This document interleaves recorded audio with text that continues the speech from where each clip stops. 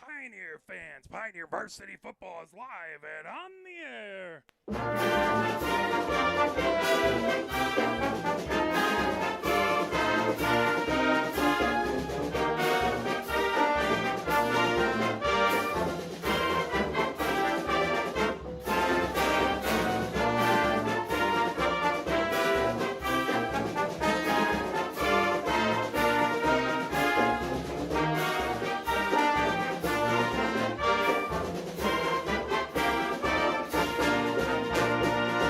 Welcome, everybody, to Hollway Field, where it is your Pioneer Varsity Football team taking on the Huron River Rats. And we're very glad to be joined by Ryan, our color commentator. How you doing today, sir? Doing great, sir. How have you been? I'm doing all right, man. Doing all right. Had a big win at Yost for the Michigan women's team last night, Absolutely. 2-0. That was fun to broadcast. Good win for the field hockey team on Monday versus Dexter. So that was a good time. So it's been a solid week, and what we have now is the Ted Heisel poll. Absolutely, man. It's you never obviously as a kid you don't really understand like the history of kind of the cross city rivals. Obviously it's like, oh, you want to win the city, whatever that can mean to a 16-year-old, right? But obviously having this idea, given Ann Arbor Pioneer, the winningest high school in the state, I believe still at this point. You have, like a target on your back, for lack of a better term, and there's always two teams next door to you who always see that target and eye for it. It's going to be the the Skyline Eagles, and of course, our opponent today, the Huron River Rats, who are always up for the challenge. Absolutely. As a little bit here about Ted Heisel. So Ted Heisel, born in 1920, passed away in 2007. Ted Heisel broadcast in Ann Arbor, Michigan for over 56 years.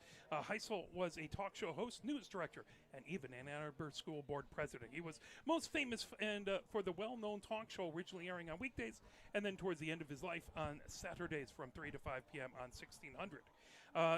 As he hit the airwaves, Ted Heisel began his broadcast career work part-time at 1050 AM WPAG while he was in graduate school. He also spent time as a disc jockey on AM 1290 WOIA. In 1956, Ted became what was likely the first radio call-in talk show host in the world. Ted was on the air at WOIA, and he decided to open up the phone lines and have listeners call in to discuss the upcoming area election. Yeah, so talk radio started in Ann Arbor, Michigan. That's awesome. I did not know that. For 6 years, from 1968 to 74, Ted Heisel served his community on the Ann Arbor School Board, including 1 year as the president. He helped create Ann Arbor's alternative high schools, including Community High and Roberto Clemente. Among his many accomplishments, Ted was the first to suggest that Ann Arbor, Huron, and Pioneer high schools play each other for a season-ending clash on the gridiron. The school board was against it, saying that problems would ensue, but Ted persevered and got the board to agree with him, allowing the now famous game. A few years ago, the Ann Arbor Public Schools District honored Ted by naming the game after him, the Heisel Bowl. Theodore Ted Heisel passed away at 1 a.m. on April 27th, 2007. He will truly be missed. So a little bit about Ted Heisel there, try and educate people about what's going on. Excellent. Is Cooper in here? We appreciate him running camera. It's always awesome. He's a fantastic student who helps us out. Of course. Talking about these two teams, Huron is 2-0 on the season. Right. They started off with a big win versus Flint Kersey, 47-6. They lost to Brownstown Woodhaven, 38-14. They lost to Dexter, 48-16. And then they beat Skyline last week, 28-0. So they're coming in with one more win than Pioneer. And then Pioneer is 1-3, having won the first game versus Flushing in overtime, 27-24. They fell to Temperance Bedford, 23-13. There was the Saline game, last home game, that was 51-0. And then they fell by a point. Man. A point at Ypsilanti Lincoln, 28-27. And that was a game that, by the way, Eduardo Casares won Ann Arbor Football Player of the Week for that game. Nice. As he had a heck of a contest. So far, the freshman team lost. They were playing Tecumseh 16-14, and according to the players in front of us, the JV team won 26-15. So a little bit about those squads out there. You were talking about the overall winning statistics here for Pioneer, and if I can pull this up here, normally I print that out, but I did not beforehand. They are 449 wins, 238 losses, and 6 draws out there. Thus far, Pioneer this season has 67 points for and 126 points against. They have played Huron probably the most out of anyone. They have 56 games against Huron, 42 wins for Pioneer, 14 losses. That's a 750 average against Huron. We'll see what that spells out for today. Taking a look at the Huron River Rats, as we'll pull that up here. The River Rats, as we come down, and this is my problem with doing things live. Come on, you can go down. So the River Rats are 220 wins, 304 losses, and 2 draws. That's a 42% winning percentage.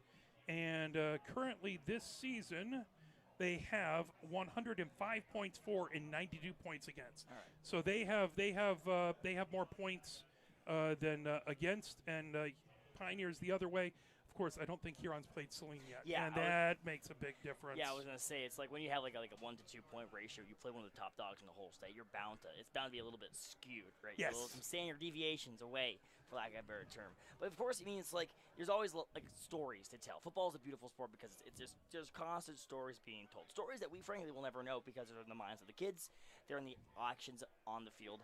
But also there's some overarching long-term stories that football loves to tell. And of course, obviously that one with, for lack of a better term, sibling rivalry. There's like this brother-sister mentality, of course, with Skyline being like the little baby's brother who's like 2 years old, right? You don't count. But like kind of like the slightly older brother, probably a little bit more cocky, probably a little more like secure. Not secure, but like established. Pioneer, of course, good winning percentage, established. And you have Huron, who of course always is trying to prove something, right? Yeah. And of course, oftentimes they do prove us. So you always want to make sure that you always respect your opponent, no matter what you think of them, right? Can sometimes, for lack of a better term, half these kids went with the middle school with these other guys. Oh yeah, right? yeah. They all know each other, which makes it more. Yeah, and it makes sometimes it can make it more like friendly, but sometimes it also like, I want to beat the ever living out of my friend, Yes. right? And so sometimes you don't want to get into fights. Obviously, you want to minimize the dumb penalties. Yep. You want to maximize the big plays. Yes. All right. You want to put your money where your mouth is. Well, your mouth should be over there in the end zone. All right. Go score a point. I didn't see any last week. 2 weeks ago. Yeah. So it should be a good thing, and the Skyline obviously the newest of the teams, and having fell to Huron, this game becomes huge. If Huron wins this, they win the city. Yeah. If Pioneer wins this, and then they can beat Skyline next week, they win the city. Of course, fun fact about Skyline. They are, to the best of my knowledge, the only team that has had a Michigan hockey player as a quarterback. Really? Andrew Kopp was a quarterback and scored at the time a record number of passing yards. Yet Pioneer still won that game. Oh my gosh! If I recall right, it was like in the 50s. So gotta love that. By the way, the captains for today for Huron are number 1 Rivera, number 4 Ashford, number 31 Matisse Fields, and number 55 Wiener. On the other side for Pioneer, it's number 5 Caceres, coming off of that Ann Arbor Player of the Week. Oh, yeah. Number 10 Heis, number 21 Cerniglia, and number 74 Frost. As we are counting down the band up on the field, we're about to get the marching band going. So obviously, keeping your emotions in check is going to be a huge thing. You got to play with passion, but you got to play within what you need to do on the field. You can't try and do anything extra because otherwise penalties happen. What else does Pioneer have to do to try and get this huge rivalry win here? It's like, I forget. My gosh, I should know this as an educator and as a prognosticator. Who's like the guy in like the fable who's like rolling the big rock up the hill? Sisyphus. I said that wrong probably, but you know what I'm saying. Yeah. We'll call him the Rock. Yes. Now Sisyphus' rock, of course, we don't know, is this idea that he was cursed to push this rock on this giant hill, right? And every now and then, you slip a little bit, and the rock falls, and it slides past you, and eventually you catch the rock. And what are you going to do? You're going to let the rock fall and kill you? No, you just got to keep pushing it up forward, right? When you have losses, when you have blowouts, even when you have whatever, that rock is pushing you backwards, right? But you're still standing. You're still standing. You have to stand, right? You have a long season. If you're a senior, this is your last year ever, probably, of organized football, unless you're doing club football in your university. Yes. You have to keep pushing the rock. Yes. Literally on that football field, you have to keep pushing the person in front of you, moving the ball down the field, and also you have to, mentally keep pushing that rock. You can't backslide. You cannot. Yes. There's no room for backslide in these minutes of football here, because that's how you get dumb penalties. That's how you get interceptions, and that's how you get people sad. We want to have a big day today. All right, you want to have a big day. You want to have some. You want to make some plays. Just keep the mental pressure where it needs to be, in your hands, pushing the rock, not in your head. There you go. Absolutely. As it's been a huge game, and again, this is a game that I haven't looked at the playoff points, but I don't think Pioneer can lose too many more and make the playoffs. Yeah, so. I mean, you probably you don't want to lose more than 3 games to make the playoffs, right? 4 it's happened. I'm pretty sure there have been teams who've had deep runs having 4 losses in the playoffs. However, you can't afford that, right? Because you have Exeter coming up eventually. You have Monroe coming up eventually. So you want to make sure you continue to get W's. Speaking of which, let's pull up that next 5 games there, and if we take a look, so today, obviously, we're playing Huron. We finish up the city battle next week, October 3rd. That's a Friday at Skyline. They should have that on the NFHS network. Sweet. October 10th, we'll be back here versus Monroe. That's a 7 p.m. game at Hollway Field. October 17th. I don't believe we're already almost in October. Oh, my gosh. Where is the season gone? Oh, more football. Yeah, Dexter we're going to Dexter to Alrit Field on October 17th, 7 p.m. And then finally, the Pinckney Pirates come into town October 24th. That is a 7 p.m. game. That is the final home game of the season, the final game of the regular season. If Pioneer makes the playoffs, then, typically was that Halloween evening. Yeah. Will be the playoff game. So Halloween. That would be scary. That'd be pretty awesome. It is sure to be a fun student section on those playoff games. Some guys do the little blow up among us costume, whatever nonsense you've got. It'd be pretty awesome. But if you want to get there, you gotta get the playoffs. Absolutely. As here comes the band out onto the field. It's always great to have the marching band, and it's part of that high school football atmosphere that just gets everyone riled up and going. A blackout here for the students. They're all wearing a black. Good Huron section across the way, although I don't see their students. Yeah, I was just say, where'd they go? They get stuck in traffic? What happened? The traffic was horrible getting over here, but I don't see the student section. I'm sure they'll be here. As folks still arriving. Beautiful day here, 76 degrees. Dude. Nary a cloud in the sky. Let's see if we can turn it over to the marching band. Let's get ready for Ann Arbor Pioneers fight song, Push On! Well, we singing?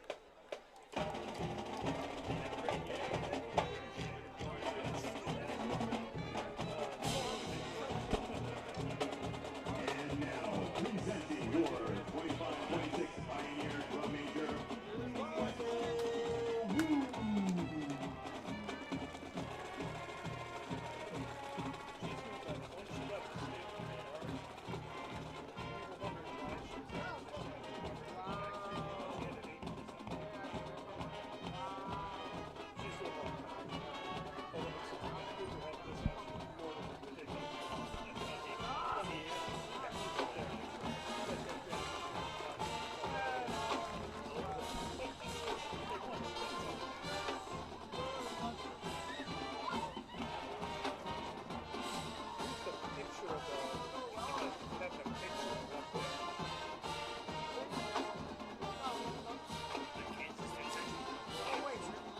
They're holding a poster down.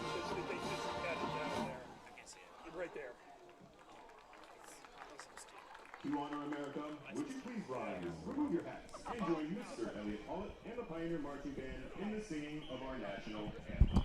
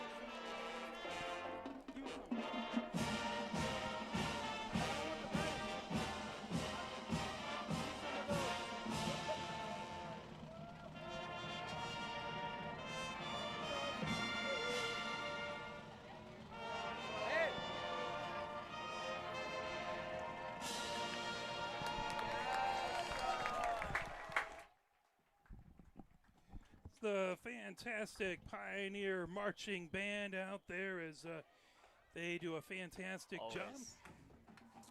We appreciate them out there. And again, student section getting big over here. And now Huron running out as Huron is in their white jerseys. They have the green stripe down the side of the pants, numbers in green on the front and on the back. And they have the dark helmet. I'm trying to see. I heard a little rumor about what they have on that back plate, but I can't tell. What was it supposed to be? Well, the rumor that was told to me, and again, unsubstantiated sources, so this could probably be something silly that was started online. Here comes Pioneer in their dark jerseys. Black jerseys with the dark purple helmets and the black pants with the numbers in white on the front and on the back.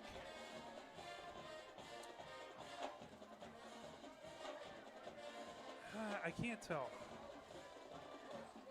It doesn't look like it's there, so I won't worry about it. I was told that there was a picture on the back plate of the Huron players of Cole High's girlfriend, but that would be crazy to try and attach that to that, and it would certainly be a level of gamesmanship out there. But always verify before I will leave stating my those things opinions out. to myself. Indeed, but wiser that way. Wiser that way. I think if you could get that. That'd be a hard thing to fix there anyway. You're on upstairs. Yeah. Upstairs, typically to the left. As the band goes down off the field, oh my God, we're so loud. Probably blowing out the AirPods of all the lovely listeners. Appreciate, of course, everyone out here who are listening to our broadcast. Given if you could always make it to the in-person event, go ahead and do that. You might be like 12 minutes. If you're in the school zone, just go ahead, take the car, probably like 15 minutes down. Just tell them Ryan sent you, and they'll still charge you though, probably. But it is gorgeous though. This is a perfect football day. Dude, it is. Every day is a football. I mentioned it you're before. Right. You know how this one goes. Every day is a perfect day for football because football is in the day. And of course, we want to go like logistics. It's a beautiful weather. Not a lot of the flag isn't waving. It's not a lot of wind. It really doesn't get better than this. Yeah, it is. It is fantastic, and you don't have Michigan or Michigan State playing. Yeah. So, you might as well enjoy a little high school football here and come on down as we're just about to get kicked off. As Huron is going to kick off back deep for Pioneer. I believe that's Knox on the left, although his jersey is clipped up a little bit. Marshall on the far side. Oh, yeah, it is. As Vaga Yeniger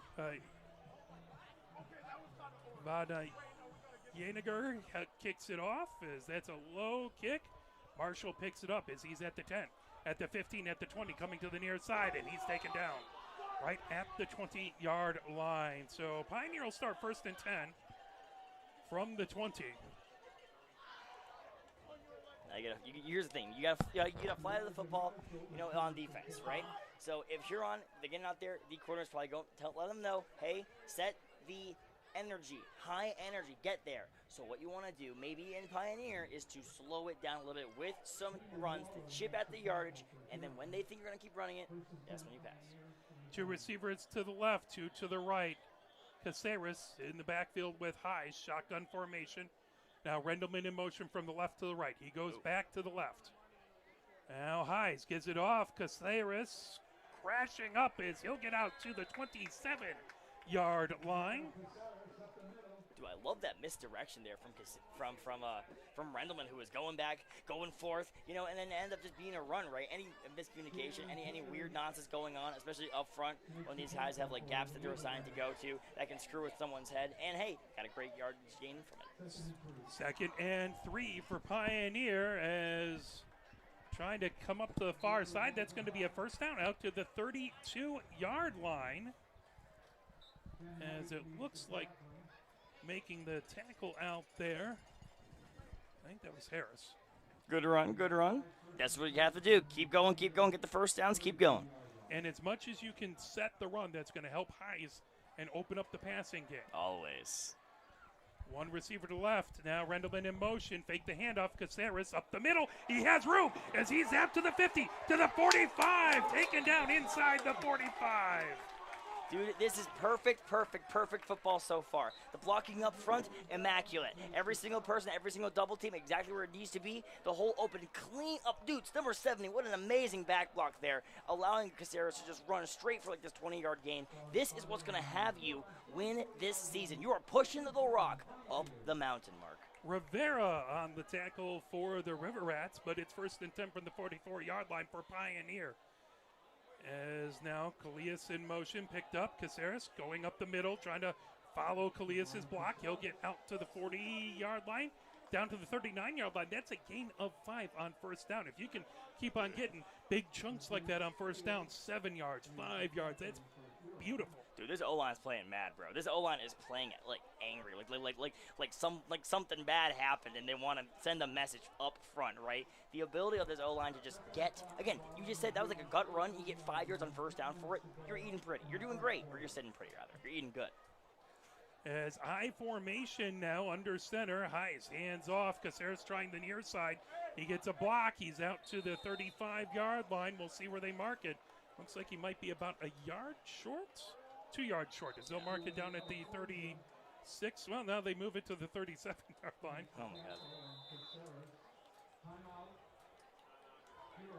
Huron takes the timeout as they want to get things going. Now, they actually set the ball right at the 39-yard line. That is right at the first down marker. So this is going to be 3rd and not much. Yeah. And, hey, I actually, high-key, like the timeout there from the Huron staff.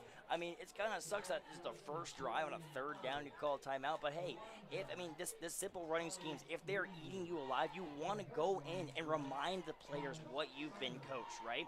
You trust them to go out there and make these tackles. Calm them down and say, hey, listen, you missed a few tackles, you missed a few runs. That's okay. Remember the whole tackling thing that we practice every single practice? Let's go ahead, remind ourselves how to play.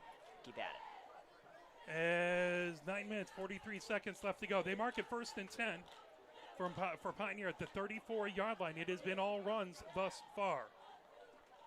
Okay. Looks like Heis is going to be under center. One receiver to the left, as that is Kowalk. One receiver to the right, as take a look out there. That's Beaupre. Now Heis gets set back in shotgun formation. Caceres offset, handoff to Caceres, and that time there is not much. He'll lose about a yard on that one. See, there's where that timeout came in handy, man. When you have the ability to calm your boys down, remind them who they are. Obviously, we're at the Pioneer broadcast here, right? But hey, I like the adjustment, frankly, from the Huron team there. And this is where, of course, if they think, hey, if they crash the middle, they keep calling like straight diesel into the A gap, who's going to start passing the ball, bro? And for Pioneer, you're going to keep running that play until they stop you. Yeah. Right? If you're getting 5 yards a chunk, you're going to keep running. Yeah, no kidding, yeah. Kowalk, the lone receiver to the near side. He gets that catch, and he'll get out to the 28-yard line. Was a catch? No. It's on the official market there, but incomplete pass. That brings up 3rd and 11. Now, we at this moment haven't shown the inclination to do a 40-yard field goal, so you're probably two downs to pick up this first down. I'd say it is definitely 4-down territory here. Score, of course, when the city set the message early. One receiver wide to the left. Beaupre, the lone receiver wide to the right. 2 tight ends to the left-hand side. Now Beaupre goes in motion, so everyone to the left. Heis takes it, pitches off to Caceres. Caceres trying to go wide. He gets a block. He's out, and good tackle down there. Again, that was a tackle by Rivera, as it looked like Caceres got the side, but he was tackled out at the 31-yard line. That's going to bring up 4th down and 7.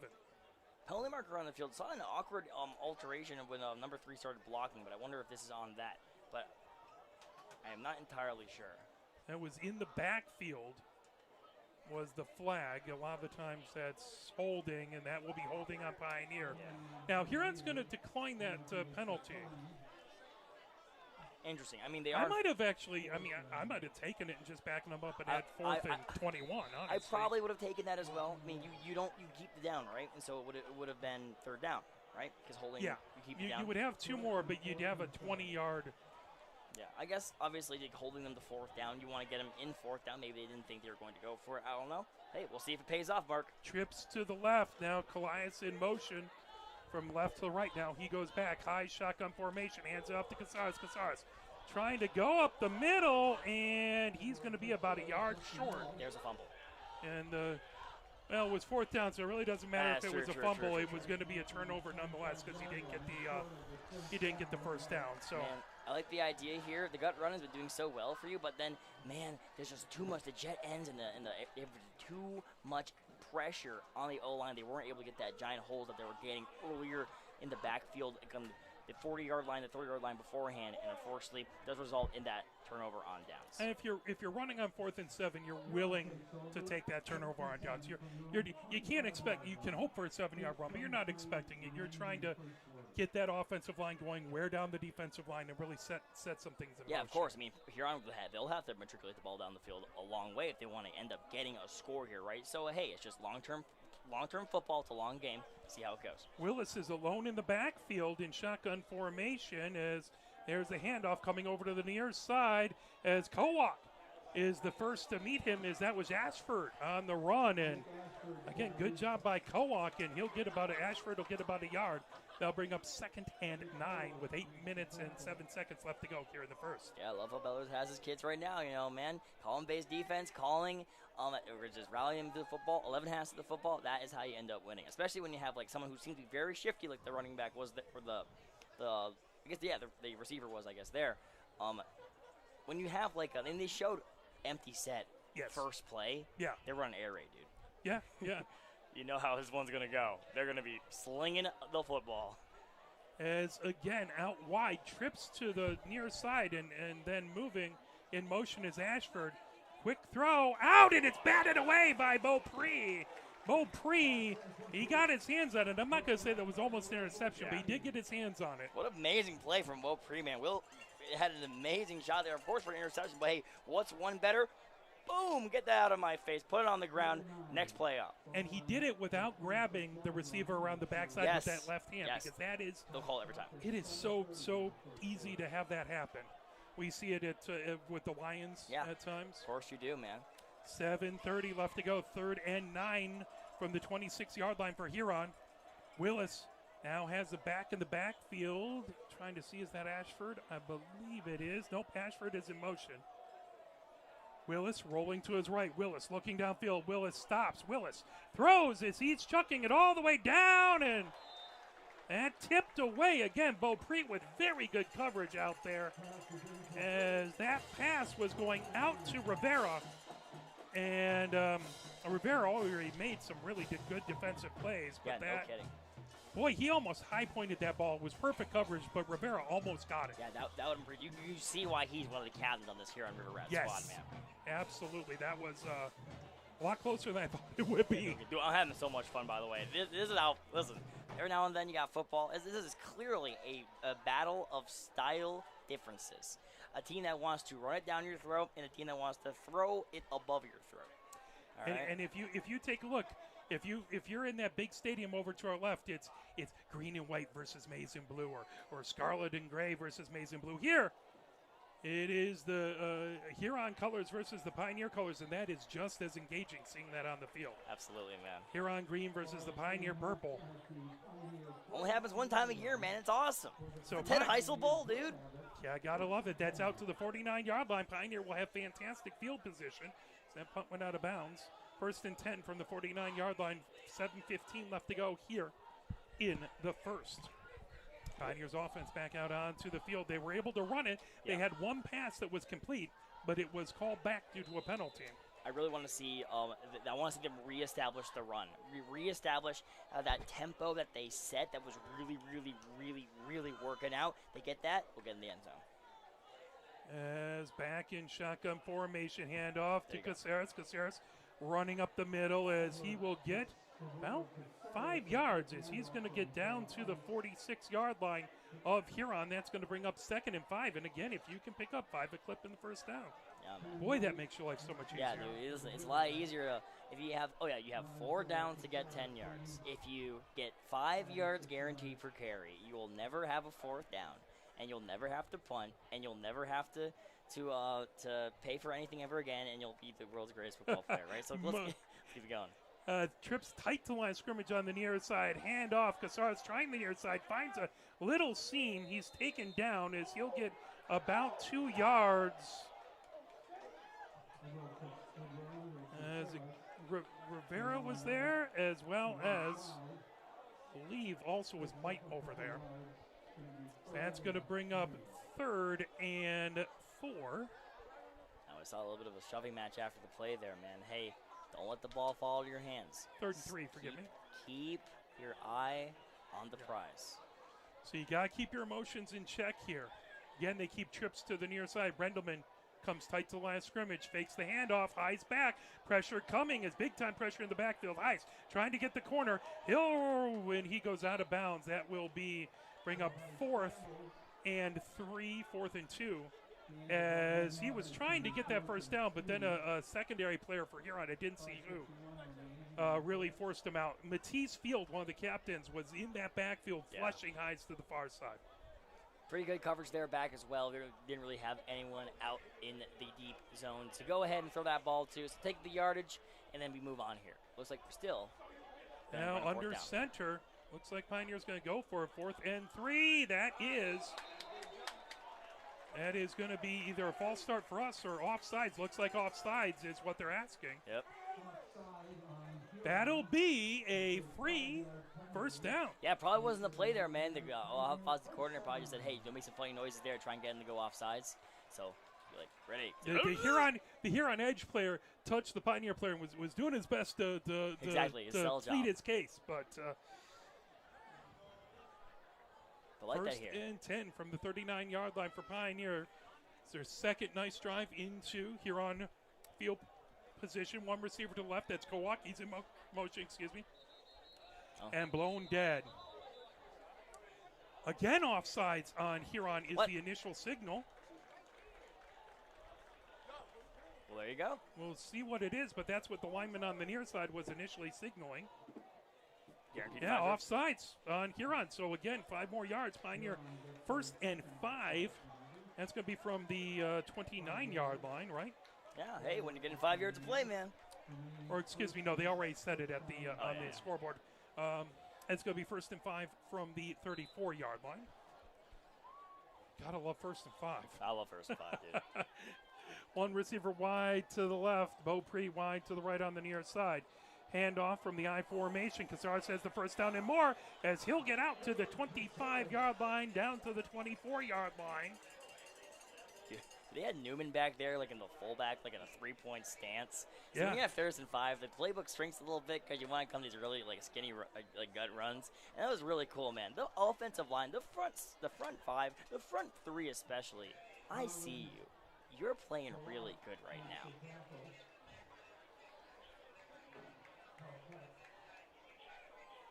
Paquette on the tackle for Huron. As handoff, Casares weaving up the middle as he is going to get out about 2.5, 3 yards. They're going to mark him right at the 22-yard line. That'll bring up 2nd and 7. Looks like Demetrius Hudson been on the tackle there. That's what I heard from our spotting folk. 4 minutes and 53 seconds to go here in the first. Pioneer has the ball on the 22-yard line. Eyes back in shotgun formation. Hand off to Casares. Casares running up the middle, and Huron getting a little stouter. That's down to the 19-yard line. That's going to be 3.5 yards. Something like that. This quarter's been lasting a long time here, even with all of the runs. We still have 4 minutes and 30 seconds to run this football mark. This is what these kids are born to do, man. This is what we practice for. You practice for these games like this. This is why you have the 2-a-days, the 3 days, because I know they are tired out there. Kowak wide to the left. Two tight ends on the left-hand side. Beaupre wide to the right. Shotgun formation. Throw over to the near side to go to Beaupre. Beaupre with the catch. That will be down to the 12-yard line. First down. And that is actually the first pass was incomplete, I remember. So yeah, that is the first completed pass. Fantastic, nice little slant route. Yeah, they ran that play earlier and they didn't call man, but you saw the double motion, which is kind of silly. It does move two Huron defenders there in front of them to know that it's man coverage. When you know it's man coverage, you can run a man beard, like an inside slant, because you know he doesn't have good leverage. You catch the ball. Even if he doesn't go very far, you still get that first down. Kowak wide to the left-hand side. Now three receivers tight to the left-hand side.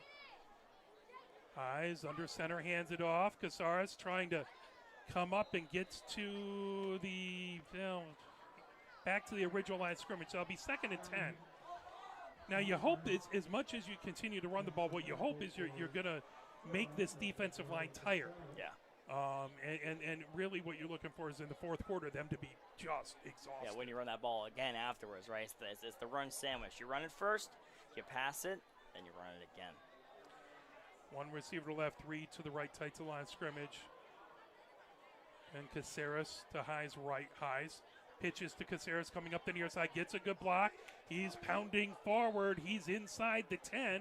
They're going to mark him down to the 7-yard line, as that will bring up. That is going to be what, 1, 2, 3, 4. Good luck there. That's going to be 3rd and 4. From Conley up front as well.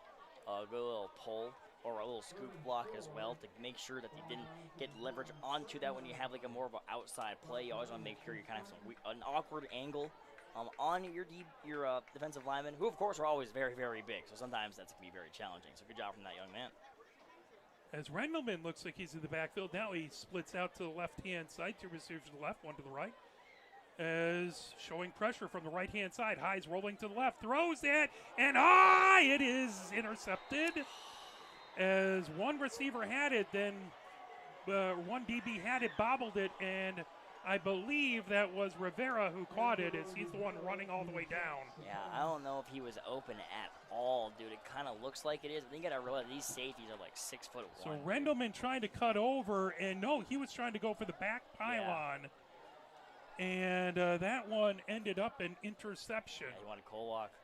But great play from the DB on Huron. But unfortunately, it does result in interception after such a promising drive.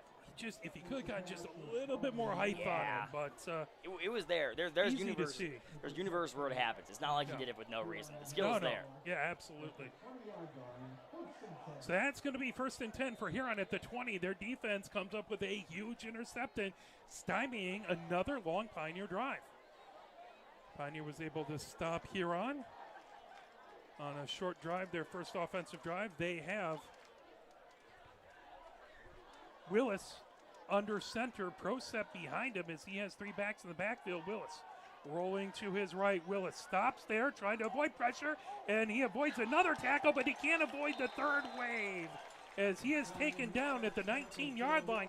He did a beautiful job making small shifts to avoid the first two tackles, but the waves of Pioneer defenders. It's the ultimate team sport, man. It takes a village, you know. And it looks like that the village got him, no matter how far or how many times he tried to avoid inevitability has struck. Didn't able to see who made that tackle. It was, again, a group of folks. 10 people. Yeah, indeed. Good problem to have. Kirkland coming in off the bench. He gets set for the defensive line. Huron breaks the huddle. 2nd and 16 with 1 minute and 7 seconds left to go in this first half. Huron at the 14-yard line. Again, Willis under center. Two backs directly behind him. One deep back. Pitches to the deep back, trying the far side as he will crash down, get just beyond the 15-yard line as that was a run by Walker, Keenan Walker. So Keenan Walker takes that pitch. They're going to mark him right at the 16-yard line, so he'll gain 2 yards back. And that'll bring up 3rd and 14 if I can do some basic math without an abacus. 30 seconds left to go here in the first. We'll see if they should be able to get this play off. There is a flag from the backfield. It's like illegal shift. illegal substitution on Huron. As they probably had 12 men in the huddle and then subbed someone off. Oh, they had 12 men on the field. They just had one run off. So, well, that's a way to get extra blocking. Pick up that pretty cool. Yeah, all right, guys, we're going to go to jumbo set. All right, hey, Bob, come over here. All right, we need you. Someone just so excited to be out there. Hey, who couldn't? I can't blame. I love football. Put me in there, man. Come on. They're going to let this run to the end of the quarter. And it's going to be 3rd and 19 for Huron. Ball at the 11-yard line as we return. We do want to thank all the wonderful, amazing sponsors of Pioneer Football. That includes gold sponsors, A-Plus Driving School, Raising Cane's Chicken Fingers, SBK Orthodontics, Satani Sub Shop, Tammy Simpson Realty, Tasty's Burgers, Texas Roadhouse. Silver sponsors are Community Auto Wash of Ann Arbor, Cottage Inn Pizza, Fraser's Pub, LaFontaine Buick and GMC of Ann Arbor, Little Caesars Pizza and Stadium Hardware, Varsity, and the bronze sponsors are Big George's Home Appliance Mart, Lewis Jewelers, Myers, and Play It Again Sports of Ann Arbor. So, did you have another trivia night over at Fraser's Pub recently? I did not end up getting one of those things. I've been doing a lot of school's been picking up, man. But doing a lot of housework, I guess. I put the vacuum away after my girlfriend vacuumed the house. So I do appreciate her. and honey, I love you. So there. So she'll understand the joke now. Can't say it enough. I can't. I still don't. My wife's only flaws are taste of men. So otherwise, I can't believe how lucky I am. I have a lot more flaws. I also forgot to put the vacuum away after I was told, and I did it only after she reminded me a second time. I am sorry though. See, it's the second apology. It is so long as it's not that you mess up. It's that what you do after you make a mistake. Exactly. Is the huge part. Do you make it better and make it right? All right, taking that back. Willis has it. Willis hands off. Now that pitched over to the far side to Ashford. Ashford trying to get out as it was a reverse, and that goes out on the far side. I don't think they picked up much. They might have lost 3 yards there. Yeah, they bobbled it clearly there on the exchange. Good job from number 4. That's Ashford to make sure it didn't hit the ground because that would have been a fumble. But unfortunately, because of that probably miscommunication, it doesn't result in a lot of a gain, maybe like 1 or 2 yards. It looks like you're going to have to punt the football, Mark. Back to the 14-yard line. That brings up 4th and 17. So now they will have their punter back, I believe, as that is going to be Balchinek. Back to kick it away. Back deep for Pioneer, trying to see. That popped up high. Grab, cutting to the far side is Tedla. Tedla taken down right at the 30. Ooh, they're going to say the 38-yard line.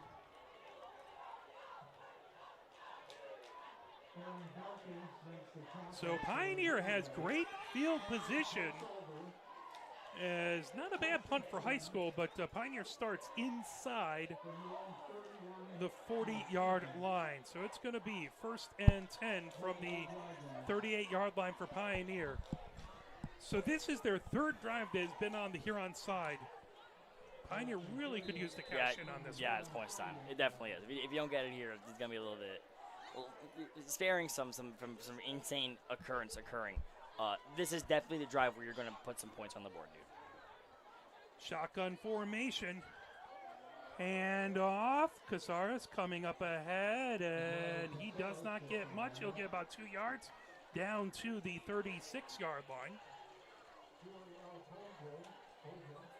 So gain of 2, 2nd and 8. The amount of yards you're gaining each run here, they're slowly diminishing, but still they're still there, right? Of course, we want to keep that run established as we go to more of a more wider set here. It looks like might have a pass. As Kowak and Rendelman over to the wide side. Now Rendelman in motion. Rendelman takes it. Coming to the near side. He gets a block. Yeah. He's got the edge down, and he'll get right around the 25. Looks like they're going to mark it right about the 27-yard line. That's going to be a first down, though. That should be right at the first down marker, so nice job by Rendleman. Goated block there from Caceres. Boom, right there. Send the edge for Rendleman to allowing him to get those extra 8 or so yards to get the first down. An amazing play. It really is, again, it's a team sport, man. There's going to be someone there. You help one of the 10 other guys there wearing the same color helmet as you are going to block him, and that's what you have. When you have buy-in, when you have people blocking for you, you know you have brotherhood. Beaupre wide to left. He's in motion. Kowak wide to the right. Heis under center. Heis hands off. Caceres finds makes a nifty move. He's down to the 5 and touchdown! Pioneer as Caceres puts it in. An amazing dead leg here from Caceres, right there at like 1 or so yard from the line of scrimmage. He completely, you're going to go ahead and see it on the replay here, Mark. Right, he gets the ball, and right here, he makes this weird little move right there. Beautiful move. Having number 12 here on Huron, Darrell Smith, just kind of missed his assignment, unfortunately, and this awkward shift allows him into the end zone for 6 on the board. As that kick is up and good. So that put in by Nylander.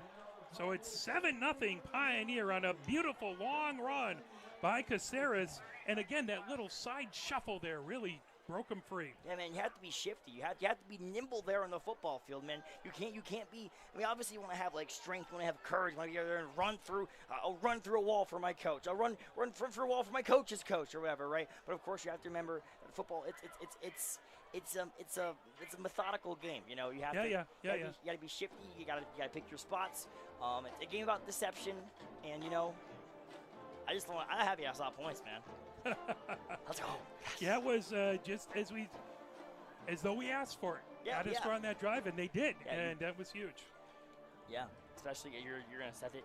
You still have 10 minutes in the quarter. A lot can happen, but obviously thinking about long term, moments like that are what's going to end up winning you this game. The Highlander back to kick this away. By the way, we're glad we're connected to the scoreboard again, so no more OCR. Great. A little more stable is that up high kick. And it comes down on the near side, picked up by the up back as that was grabbed out there by Bailey. A little squib kick, and they're going to mark that right at the 39-yard line, so not bad starting field position for Huron. We'll see if that gets Huron a little gassed up and ready to go. Not a horrible field position here, of course, for Huron as well. So, given that you have the playbook that Huron seems to be running, you want to maybe take one of those deceiving plays. Maybe you go back to the reverse that seemingly had some promise given the bobble there. Maybe they trust the reverse and you go for something else. I do expect a shot here, maybe in third down, maybe second down. I do expect a big shot, and if it's Willis off, has an arm. Willis absolutely has an arm. Man. So he's back in pistol formation. Trying to get the numbers. Is that Ashford behind him? Hand off. No, keeping it. Willis trying to come up the near side. He's out just shy of the 50-yard line. They're going to mark him.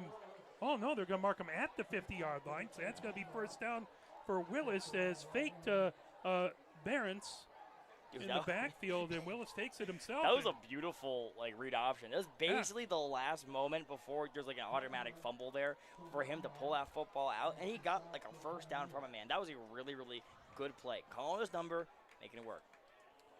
That is going to be, unless he flinched, that is going to be offside on Pioneer, or is it a false start? False start on Huron. Hey. That'll back him up 5 yards. Oh, no. Still number 55.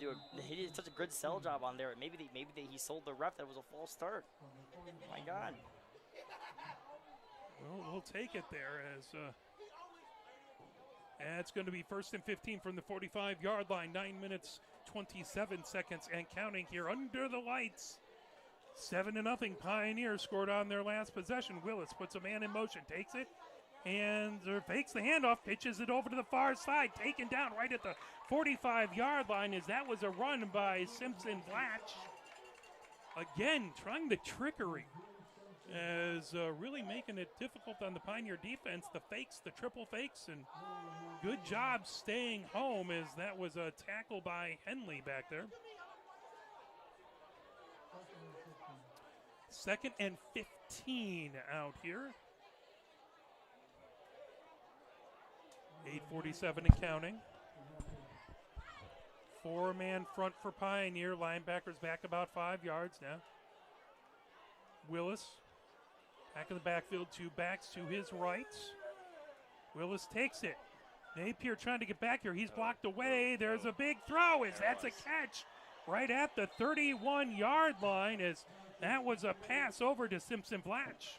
Dude, yeah, when you have like this low, middle, high concept, when you have it, I told you they were going to take a shot right here. And the blocking up front the defenders were there, man, but just Willis able to step up in the pocket, take that shot. His man was open, catching the ball. It all worked out there for the Huron offense. He is very good. He's very good at taking a couple steps here or there, not having to make a huge move. You see a lot of guys who just kind of skitter way out. He just makes a slight move that allows you to keep your eyes downfield. Yeah, he has this agility. Hand off, coming up the far side is rumbling down to the 27-yard line. That was a run by Behrens. That's going to bring up 2nd down and 6. So Huron on the Pioneers side making their moves. They're looking to answer back after Pioneers scored. Yeah, just like how the last drive, Pioneer needed to send the message. This drive, Huron definitely needed to respond. They wanted to keep in this one. Again, back in the backfield. Willis has a fullback in front of him. Hands off, trying up the middle. That is going to be down to the 24-yard line. Barents again on the run. That is going to bring up 3rd and short. It's going to be about 3, 2.5, 3. We're under 7 minutes left to go here in the second before halftime.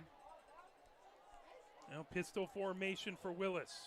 1 receiver to the left, 1 to the right. Handoff. Behrens trying to come up the middle. He's going to get just to the first down. Yeah. As he reached out there, that reach really helped him out. Kowalk out there on that tackle. Yeah, good situational awareness there from that young man. To go ahead and do the little reach thing, Usually when you do that reach thing, the ref will be like, you know what, hey, you did it. You weren't down yet. We'll move the spot a little bit more forward up to continue the drive, and this could be a little bit of troubling here for the Pioneer defense. We're doing pretty good so far. It seems like up front, it's a little gassed. Using a little trickeration, and 2 receivers to the left, 1 to the right. Now Ashford in motion. Willis quickly throws to Ashford on the far side on the screen, and able to be knocked out by Tedla. Cerniglia flashing in there, driving him wide so Tedla can finish him off. That is going to be back to the line of scrimmage, maybe half a yard, but that's going to be 2nd and 10. So good job by Pioneer on 1st down. Now they just need to really stall out, and you assume, unless Samaha's back, you assume, I don't know what their field goal kicking is, but you probably got to deal with 4 downs here. Yeah, definitely. Willis alone in the backfield with 3 receivers to the left. Rivera, the lone receiver, to the right. He has proven to be very good thus far in this game. And in motion from the left to the right. Willis quickly throws over to Rivera, and he can't quite bring it in. He leapt up and tried to catch it, and it got into his body and just couldn't pull it in there. I feel like he's tall enough to catch that ball without jumping up like Super Mario here. We can check it here in the replay. Ball was a little high maybe. Yeah, I guess he had to go ahead and jump for it. Unfortunately, could not haul it in. Probably thinking about the upcoming hit that certainly got to him already, man. I don't know how you can't. I know you're not supposed to, but I don't know how you can't think about the dude. It's impossible, man. I've been in that position. I mean, I played running back very briefly in 9th grade, and I kind of dropped a lot of passes because I was worried about getting clocked. Yeah. I wouldn't fumble, but I dropped the ball beforehand.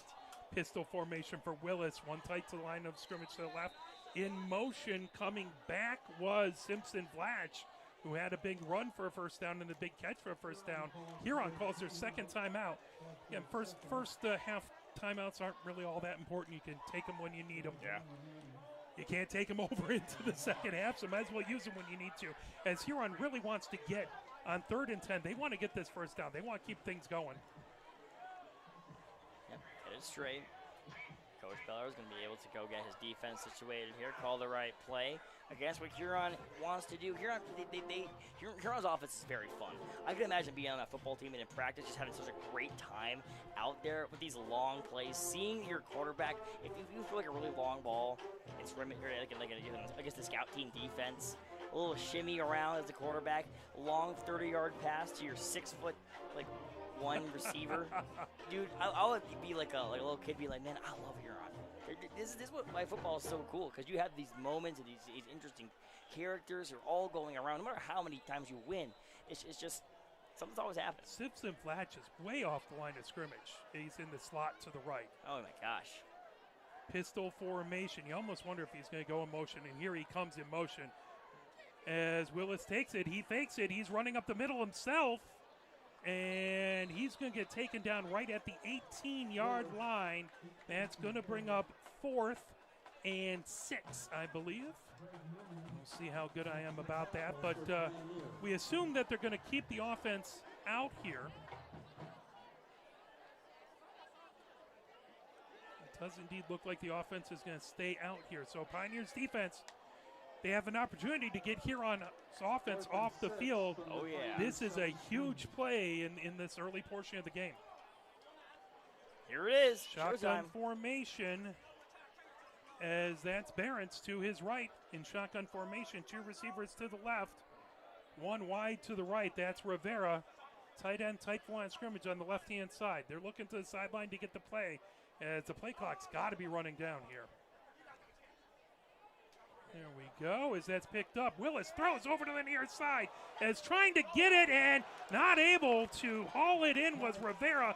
Good coverage, as the DB had very good coverage back over there. Was that Beaupre? I believe that was Beaupre. Yeah. And then Cerniglia came over to bracket him. Calling Beaupre's name a lot today, man. Look at this. That was good. Man.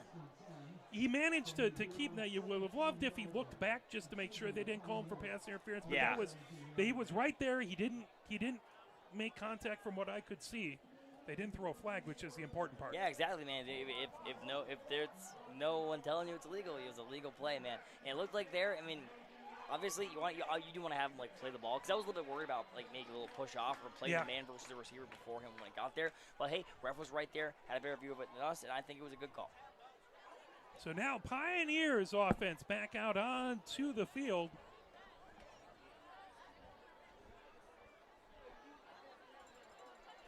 Heis has Caceres, hands off to Caceres. Caceres trying to weave his way, spins, finds a little extra room as he takes a defender for a ride down to the 31-yard line. That's going to bring up 2nd and about 1.5 yards. They had him, and he just spun out right there. God, that was a beautiful play. Like the weirdest, like the slowest, like fastest spin you've ever seen. Hey, it made something out of nothing. That's what this man has been doing a really good job of, man. I love that. This feels a little bit like that Michigan-Nebraska game where Michigan was going to assert the run no matter what. They were going to make sure their offensive line got going, and this has been a very good I love running games. Yeah. Heis takes it, fakes the handoff, throws over to Rendelman. Rendelman trying to get past out to the 30. He'll be taken out over there by Rivera, not before he gets to the 32-yard line. That is going to be a first down for Pioneer. So again, run, and then they bring up the middle, and you throw a screen out to the far side, so it stretches that defense out. Hopefully a few less players in the middle. Man, classical conditioning. That's how you do it. Eyes back in shotgun formation. Caceres to his left. Rendelman and Kowak to the near side. Handoff. Caceres finds room as he's past the 40. They're going to mark him down right at the 40-yard line. Well, the far official came back. I wonder why this guy won Player of the Week for the city last week. Probably because he's insane. He's incredible. Absolutely. Flag in the backfield. Just like a legal false start. Indeed. Yeah, I was just saying earlier before the false start, unfortunately, interrupted me, ref. Caceres has been playing incredible. I mean, he's always there, getting the football, and you're getting more than 3 yards every carry. This is what you need. This is literally what you need as a running game. Concerns you? He's what you need. Your volume okay? Yes. Perfect. Good deal. That's what happens when I run the board as well. There's a throw out to Kowak, and he just can't get it on the slant pass. Good opportunity on a 2nd and 8, trying to catch that defense napping, but they had good coverage. And Yeah, it happens. These similar Kowak has been hitting on this slant right there, and the connection has been missed a few times here. I mean, the DB Smith is playing really close there. Matisse Field, the linebacker, came over, so that was a small window he had to Yeah, get that and as well. he did get it in. And frankly, all things considered, there's a little bit there with the pressure with the DB, and maybe a little bit of a missed opportunity there from Pioneer. But you still got 3rd down. You still got some room. 3rd and 8. Pioneer hoping to not have to punt. They want to get this 3rd down. 2 minutes, 49 seconds left to go, and that's going to be a false start for Pioneer. That's going to back them up 3rd and 13, and you don't have a lot of plays in the playbook for that. Well, we have been getting Huron on a couple offsides and a false start. Now a couple false starts for Pioneers. We paid it forward. Indeed. Just you got a lot of emotion on those players. There's some noise out here, and A lot of noise out here. Beaupre and Elias wide to the left. Rendleman in motion. Marshall to the near side. Fakes the handoff. Eyes rolling to the near side. Escapes a shooting tackle. Throws it out. And, boy, they almost got him. He threw it out. By the way, nice job out there. I don't have 50 on my roster, but 50 for Huron helped Heisel up, and I love to see a little sportsmanship. Yeah, like of that. course, man. You always love to see it. Right there. Good job there from Heisel. There was an opportunity there. There are universes where that's a completed pass. Just trying to get a little bit. I mean, preventing a sack, all things considered, is top priority there. And that's exactly what he did. Absolutely. Still winning. Absolutely. So here we go on the punt. As that punt high all the way back, as that's going to roll over the 50 and go out right at the 46, 47-yard line. Oh, and there's going to be unnecessary roughness in the back. There was an exchange from 2 players, one on Pioneer, one on Huron, and the ref threw the penalty mark, and there might be something afterwards. So the officials talking things over to figure out what happened right now. You want to go into the locker room with your head held high, especially because you're winning as well. So you don't want stuff like this, and I've been there. I had a personal foul. That's going to be on Pioneers. That's going to give Huron starting field position over the 50 in Pioneer side of the field.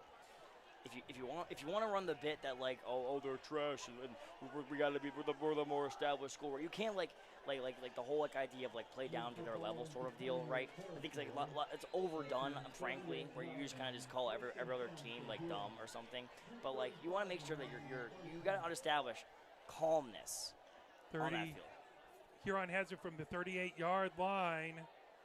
As Willis takes it, Willis rolls to his right. Willis has a man open. Willis throws all the way down, and just couldn't bring it in. As that was a heck of an attempt by Simpson Blatch, as he went down to get that and just couldn't haul it in. Not a bad throw for being on the run by Willis. That was an insane throw, Mark, and just right there, Simpson Blatch. Right on the tip of his fingers. Oh, man, he's going to be thinking about that one tomorrow. That could have been a huge If there was opportunity. just a little bit more air underneath that, I think he would have had. But again, on the run, throwing that was a heck of a throw. Man. It looked like it didn't even matter because it looks like there was a false start or a holding anyway. Well, there you go. That's going to move it back. So we'll take that. That's going to move it back to the 48-yard line. So 1st and 20, that will be a holding there. Willis, here I go looking at the replay and missing the official. Yeah, that's okay. I think that was cooler, though. Indeed. 3 receivers to the left, 1 to the right for Huron. 7-0 Pioneer with the lead. 2:27 left to go before halftime. Huron has it at the Pioneer 48-yard line. Willis is going to take it himself as he's going to make a move at the 40, coming down at the 35 to the 30. He's tackled down there. Excellent job by Beaupre, who we've called a couple times. He makes the tackle, but that's going to get down to the 30-yard line. There is a flag. So that would be 2nd and 2. But we'll see. Sometimes, where was the flag thrown? It was kind of on the far hash around there. I think it was maybe like a blocking and or some sort it's of. kind of where you get holding calls sometimes. But we'll see. Oh, personal foul on Huron. That's going to be a 15-yard penalty. So again, both teams trying to have moments of lapses. You know, sometimes holds happen, right? Every now and then, we do a little holding as offensive linemen. It's just in our nature, you know. There's a reason why it's illegal because we want to do it all the time. It's so good of a technique that we ban it. But personal fouls are preventable, right? And you do not want momentum to swing away from you, right? So if you're Huron, I'd be mad. That's back to the 50-yard line. That is going to be 1st and a country mile. It's going to be 22. So 1st and 22. At the same time, they have 4 downs to pick it up. Under 2 minutes left to go. 1 minute 57 seconds. Willis alone in the backfield. Willis takes it. Willis looking ahead as he escapes one tackle. Throws it downfield. That's caught. Taken down. Again, that's Rivera. He's going to be right at the 36-yard line. So that's going to get past the original line of scrimmage. So nice pickup on the throw. And Huron, sense of urgency, quickly to the line. They're going no huddle. This is clearly the tempo of play and the style of play that Huron excels at, Mark.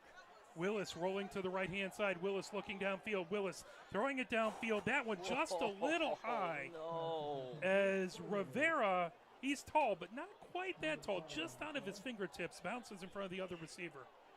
That's going to bring up 3rd and 8 with 1 minute 23 seconds. Huron really wants to get this a tie game before going into halftime. The Pioneer defense really would love to get a stop here. By the way, the Huron student section has really shown up there in the whiteout over there. So they must have come in buses because they came all at once. Yeah, definitely.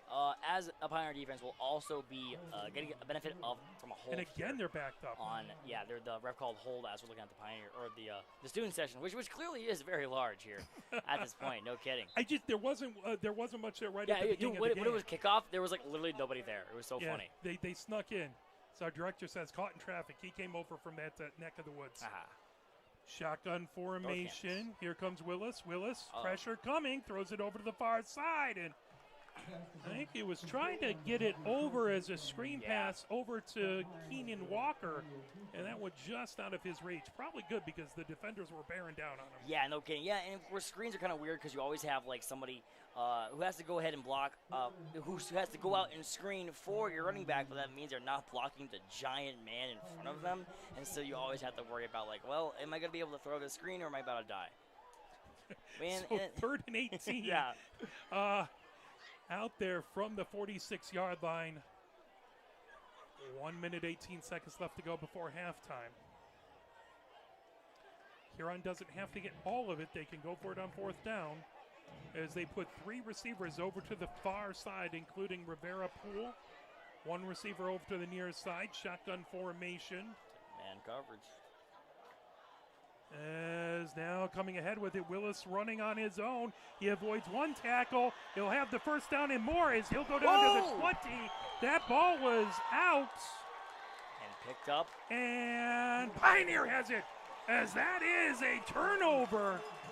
As Willis with an amazing run, and just as he goes down, and what's amazing is that ball didn't go out. The Pioneer was able to recover it. Yeah, it went in. Usually, God fumbles like that are usually going right out of bounds at the benefit of the offense here. But it looks like right here was there like a It looks like when Rendleman tried to get the blocker out of the way, that the blocker kind of hit the ball out of Willis's hand. Did you see who recovered that? No idea. I was so excited about it, I didn't see it on the replay. Forgive me. That was a heck of a recovery. The Rendleman punched it out. So that would have been Cerniglia on the recovery. And loose over on the near side, incomplete. 1 minute, 7 seconds left to go. 2nd and 10. We have a baby in the press box. Gosh. They're starting them off young, working in the press box here, Pioneer. Exactly. So Cerniglia, again, was indeed the one person who was able to pick that up before it went out of bounds. And, again, that was the old peanut punch from behind that knocked that out there. Bob Sanders. Aiden Hutchinson did a nice one of those on Monday. As Heis takes it, looks over the middle, over to Kawhias, and he couldn't quite hold it in as he was sandwiched back there. First there was Rivera. We've called his name a whole heck of a lot. There's a reason why he's number one. Yeah, no kidding. And hey, we're talking about like the idea of getting hit earlier. Unfortunately, that goes both ways here. And man, a colossal hit there, thinking he was catching the ball. That's God. I mean, I've been on the receiving end of those. Yeah. They're not fun, man. But hey, the idea here is to get back up. Luckily, you do have the halftime to forget about that one. You keep pushing the rock up the hill. A couple throws, but that means the clock hasn't run down, so Huron might add some time. Here's a run by Casares coming up the middle. He'll get out to about the 19-yard line now. You assume Huron will call timeout here. They have one timeout left, and they do. So now Pioneer's going to have to kick it away with 50 seconds left. Huron's expecting a good starting field position, and they'll have a few moments as you can stop the clock many ways on offense, get out of bounds, spike the ball, any number of things. Yeah. So the Pioneer defense is going to have to come up big here and make another stop as they have the 7-0 lead. But Huron is going to get good field position off of this.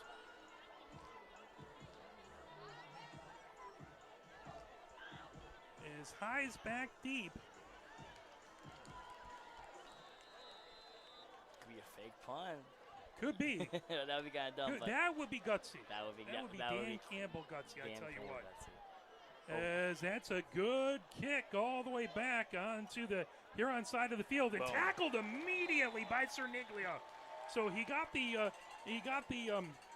fumble recovery, and then he tackles Smith, the real Smith, who got that, and Cerniglia gets him down right at the 41-yard line. So with 49 seconds left, Huron. You wonder what they're going to try and do here. Is do you just try do you try a run and see how much you get and then throw it, or do you come out firing right away? I think you come out firing right away. That seems like where they're most comfortable, Mark. When they have this weird spread offense, the air raid style, you're pass blocking really wide, you're letting Willis use his legs where he needs to use them to go out, step outside the pocket, or as we said earlier, make those small little shifty moves and try and find one of his tall receivers out wide. Willis alone in the backfield. He takes the shotgun snap, pressure coming, and he is taken down. First person to him back over there was Garcia. Sean Garcia get the tackle, but they drove that offensive line back into him, and that was a beautiful push by the defense. Exactly what I was saying. It was just occurring. The problem, though, is that there are two teams on the football field, and the defending players wanted that to not happen again. And so calling that heavy rush there, the front four rather, doing a phenomenal job getting to the quarterback. Yeah, the safety's way back as they're about 30 yards back. Yeah. Willis takes a low snap, able to throw it over, and for a low snap, he was able to get it and throw it immediately. That was athletic, and he almost made the pass. the snap, like he caught it with the tip of his fingers, like he's like how you dribble a basketball, like kind of like that. You immediately throws it out. It's unfortunate when goofy things like that occur. Oftentimes, you're not going to end up getting the completed pass. It's really close as far as that. But hey, I do like that. The play call though, having the little wide receiver screen out there, and if they're going so far deep in the middle. They're playing Tampa 2 way too far up. Go ahead and try something out in the flat, the near flat. Maybe that does end up working out. 7 seconds yet left. 3rd and 21. Willis takes it. Lone in the backfield. Willis rolling to his right-hand side. Willis looking downfield. Willis is going to chuck it downfield. Caught. And he broke a tackle running out. Coming down. 10-5 touchdown. As that is Rivera. I do not see any laundry on the field. And oh my gosh. Huron just ties it on a single play. Yeah, and exactly what I was talking about earlier. What are they really good at, Mark? They are incredibly good at making this air raid style, allowing like something to develop off the field. And that was almost like a weird, like, masked effort sidearm kind of throw. And man, just the lazy tackling in. He's able to get passes. A couple of people, I think they were worried he was going to step out of bounds and would get a late hit out of bounds. But he uses that, goes right down the field. Yeah, man. Again, situational football, dude. And hey, into the half is tied, giving up field extra point. Never take these for granted. So now Vanga Yanaga puts it up, and it is good.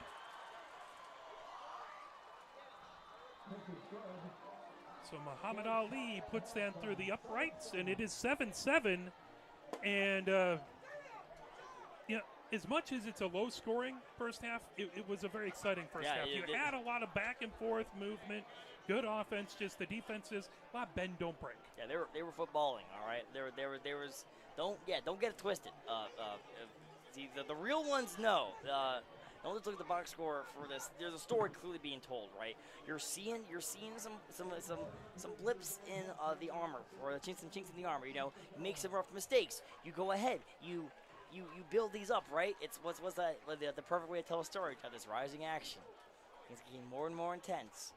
And the fourth quarter mark, there was going to be some climax. There's going to be some action taking place. Deep shots, interceptions. Yeah. This Huron team has the ability to go quickly down the field with that passing game. Willis is able to put. I mean, that was a long pass right on the mark, and then Rivera's proven he is very athletic, and he was able to just slip down that sideline past 3 Pioneer defenders. Yeah, man. And that's where it is, 7-7. So let's turn it over to the marching band, and we'll come back and talk a little bit before the end of the half.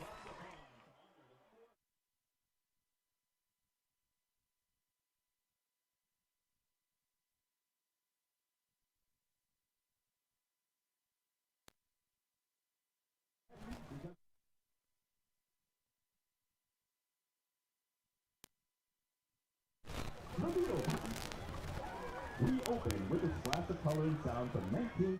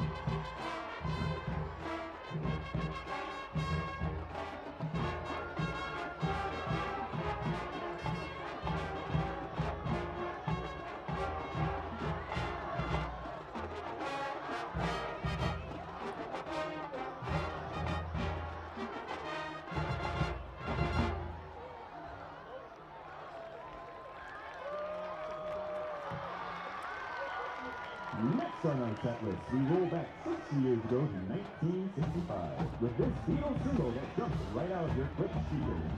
Written by John Lennon, Dave Tripper features one of the most instantly recognizable guitar riffs in rock history.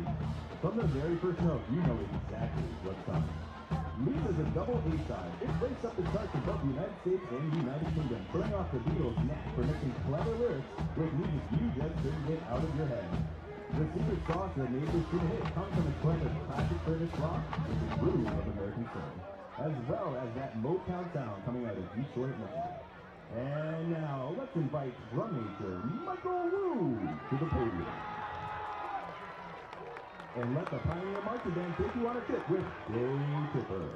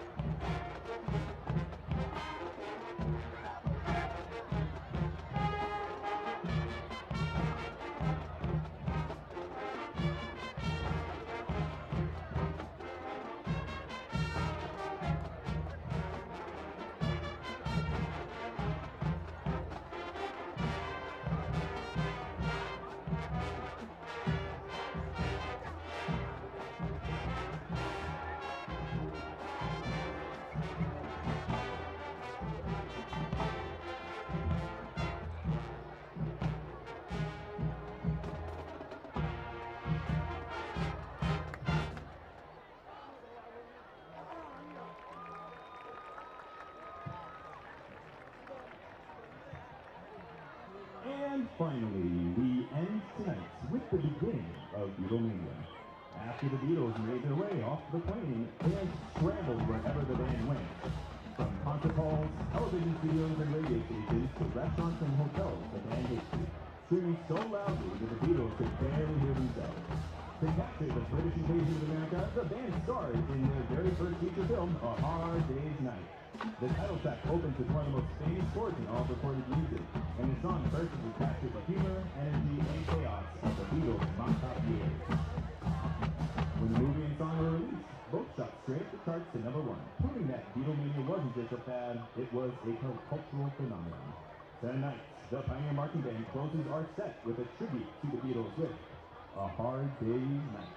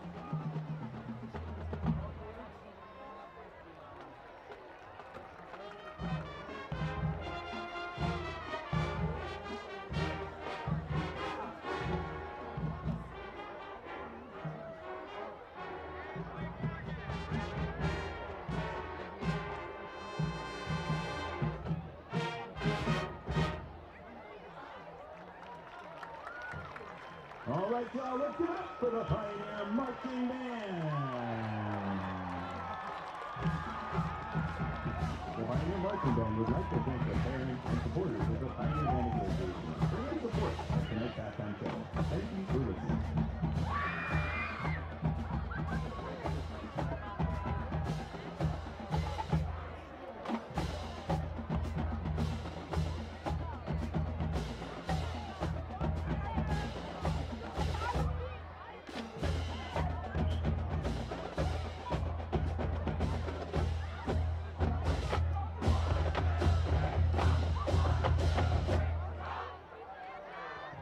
time your marching band.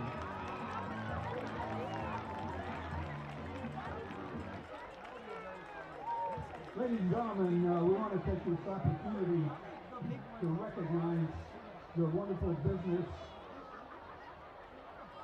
and organizations that are sponsors of Pioneer Football. Our gold sponsor.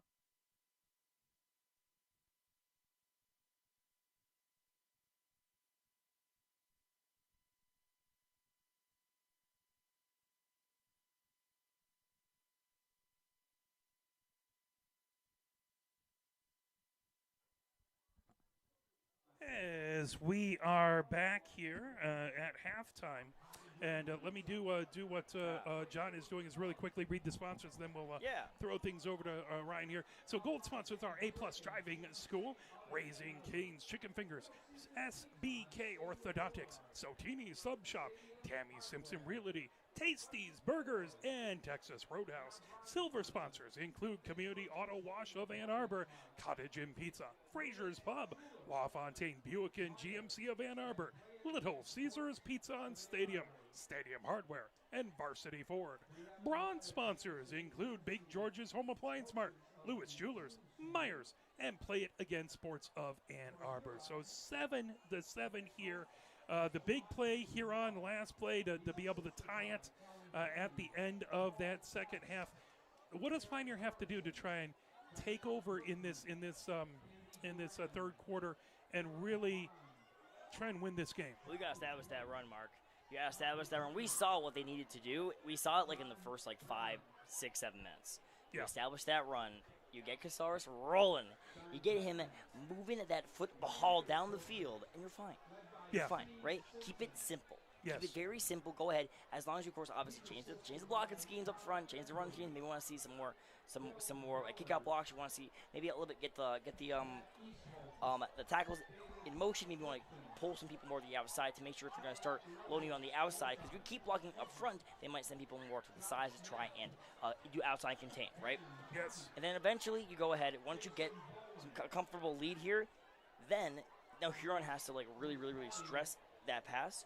But I think they're going to always keep doing that crazy pass. Yeah. You can't stop that, right? So simply put, as long as you can maintain pace control, if you can maintain control of the pace of the battle, the pace of the game here, you long should be offensive fine. drives. Yes. Now, do you have to put a spy on Willis at this point? Because he's really hurt you with his legs a couple times. Good. There's been some holds that brought him back, but I think that could be a change that Bellers puts on the defense here.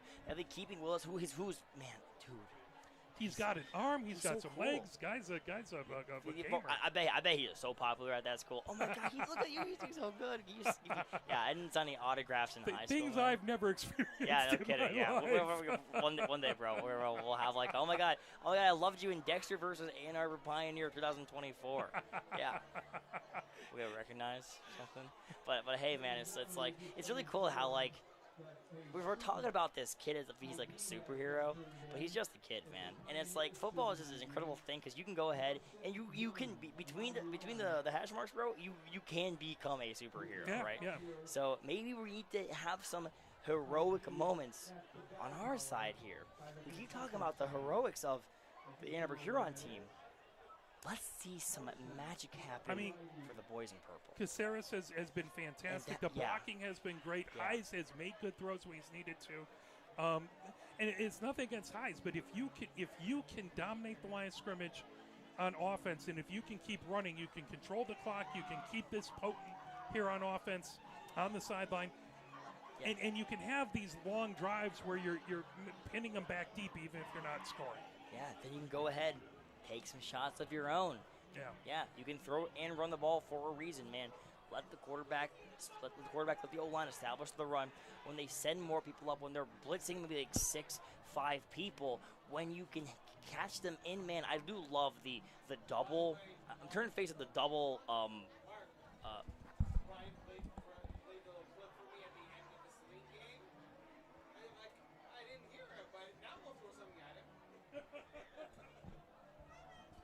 As take a look here. What? A few things that I completely lost my train of thought, Yeah, but me it's too. all good. Go for it. I have no idea. What was I going to say? I mean, Oh, a couple of things I wanted to mention. CTN is broadcasting the game, so if you don't like my call, I mean, obviously you love Ryan, but if you're sick of my voice, you can tune in tomorrow. Typically, Robert Cross has that up and going. Kevin and Nicholas, great on the play-by-play Yeah. over there.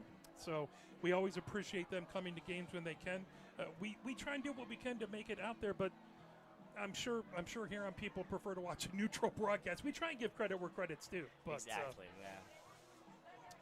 So we have that, and then, Greg Wycliffe did. We appreciate him. He's with Yes. M Live. We always love when he covers games. He's over at the Chelsea Dexter game, and last tweet he had that was 14-14. I didn't see any other games out there, so.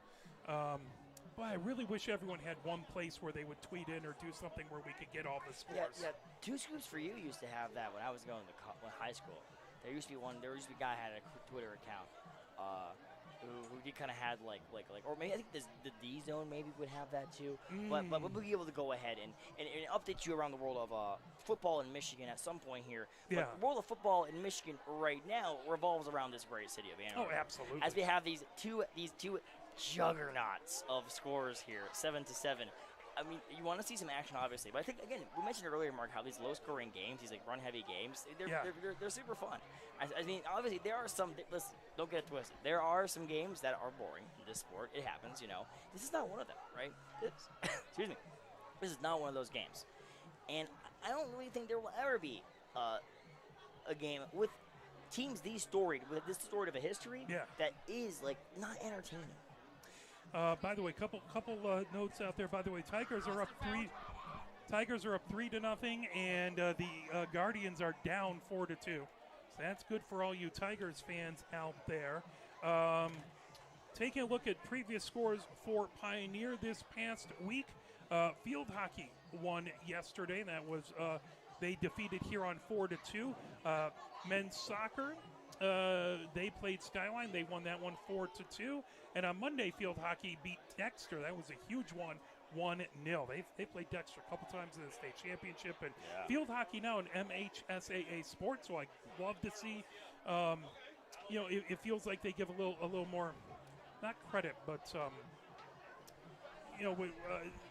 it makes it feel like a little bit more of a real sport. Obviously, field hockey is a fantastic sport, but when the state association has it as part.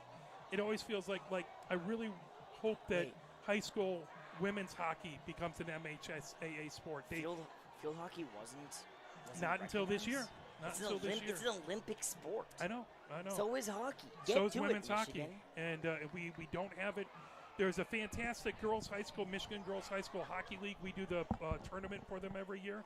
The last couple of years. They're a fantastic group, but it would just give validation is what I'm talking about. It would validate that to be an MHSAA sport.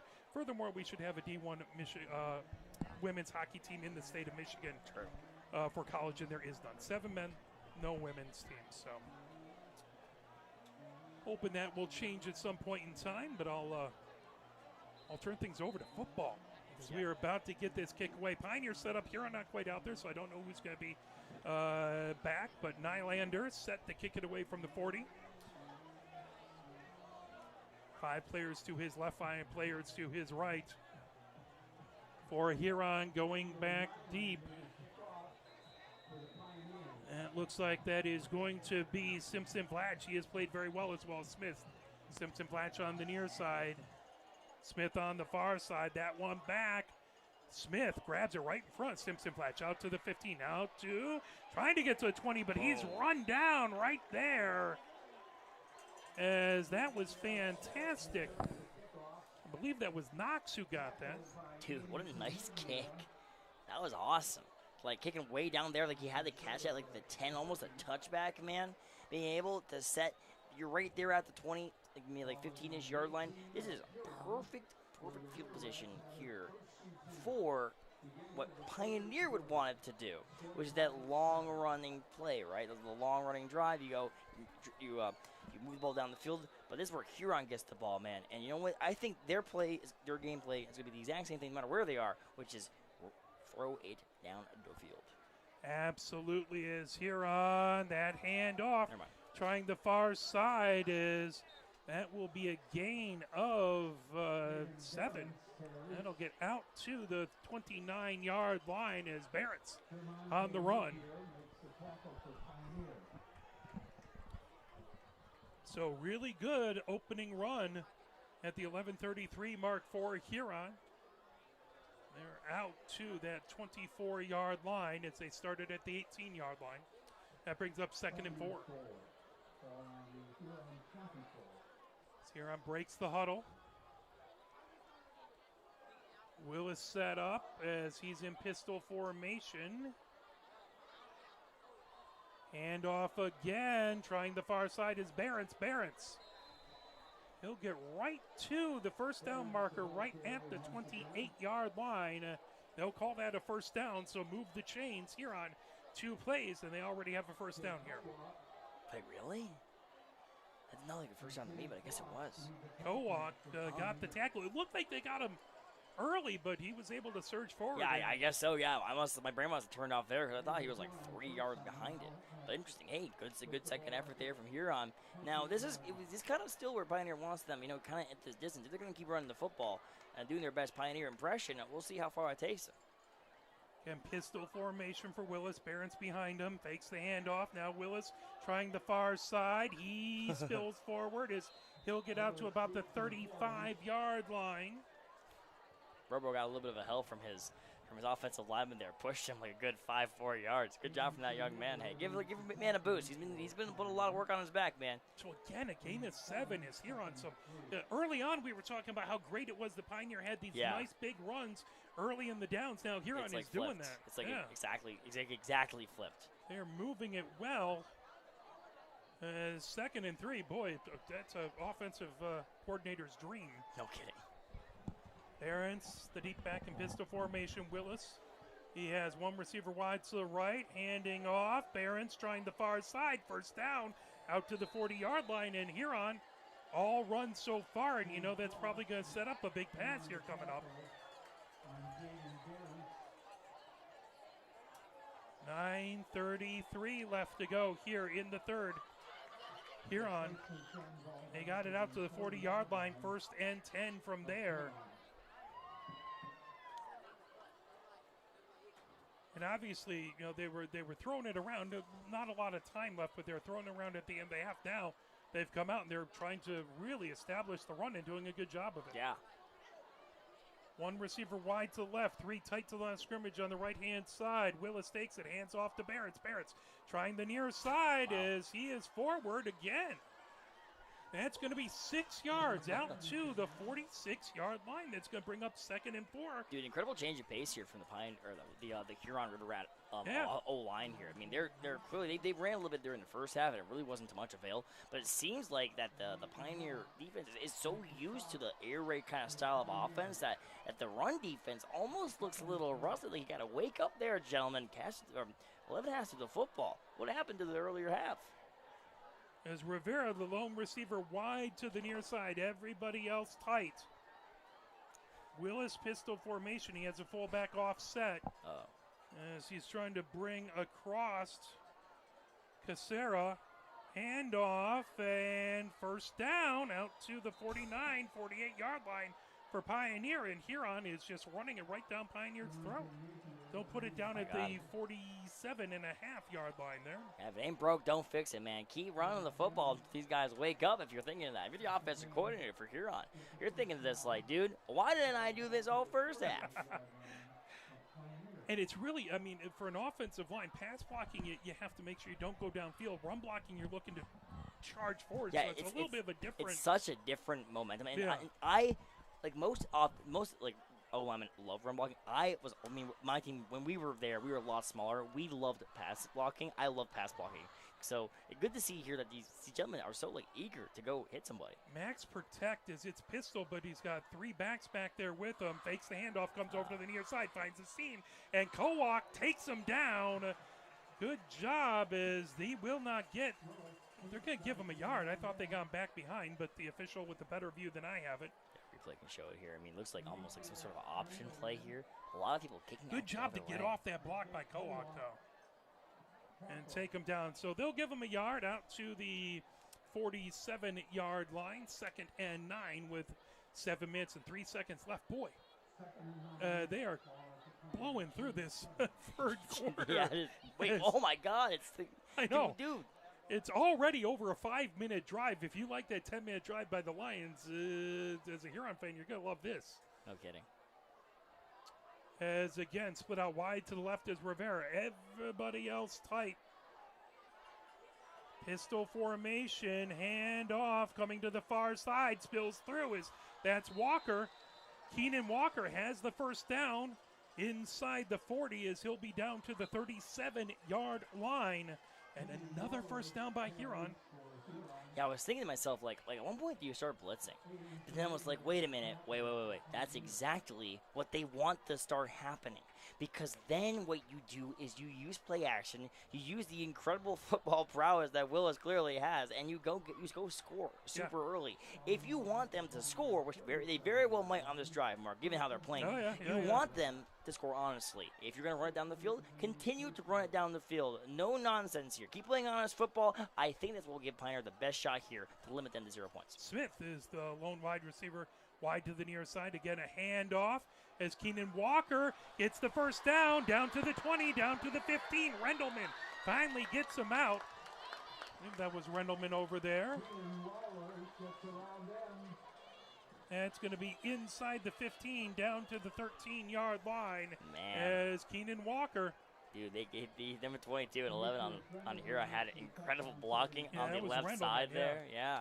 And Rendleman finally there saving the tackle, man. And you know they haven't thrown it yet in this drive. Yeah, and I don't know if that's what they were preparing to if you're the Pioneer defense, but completely shift from the first half. No kidding.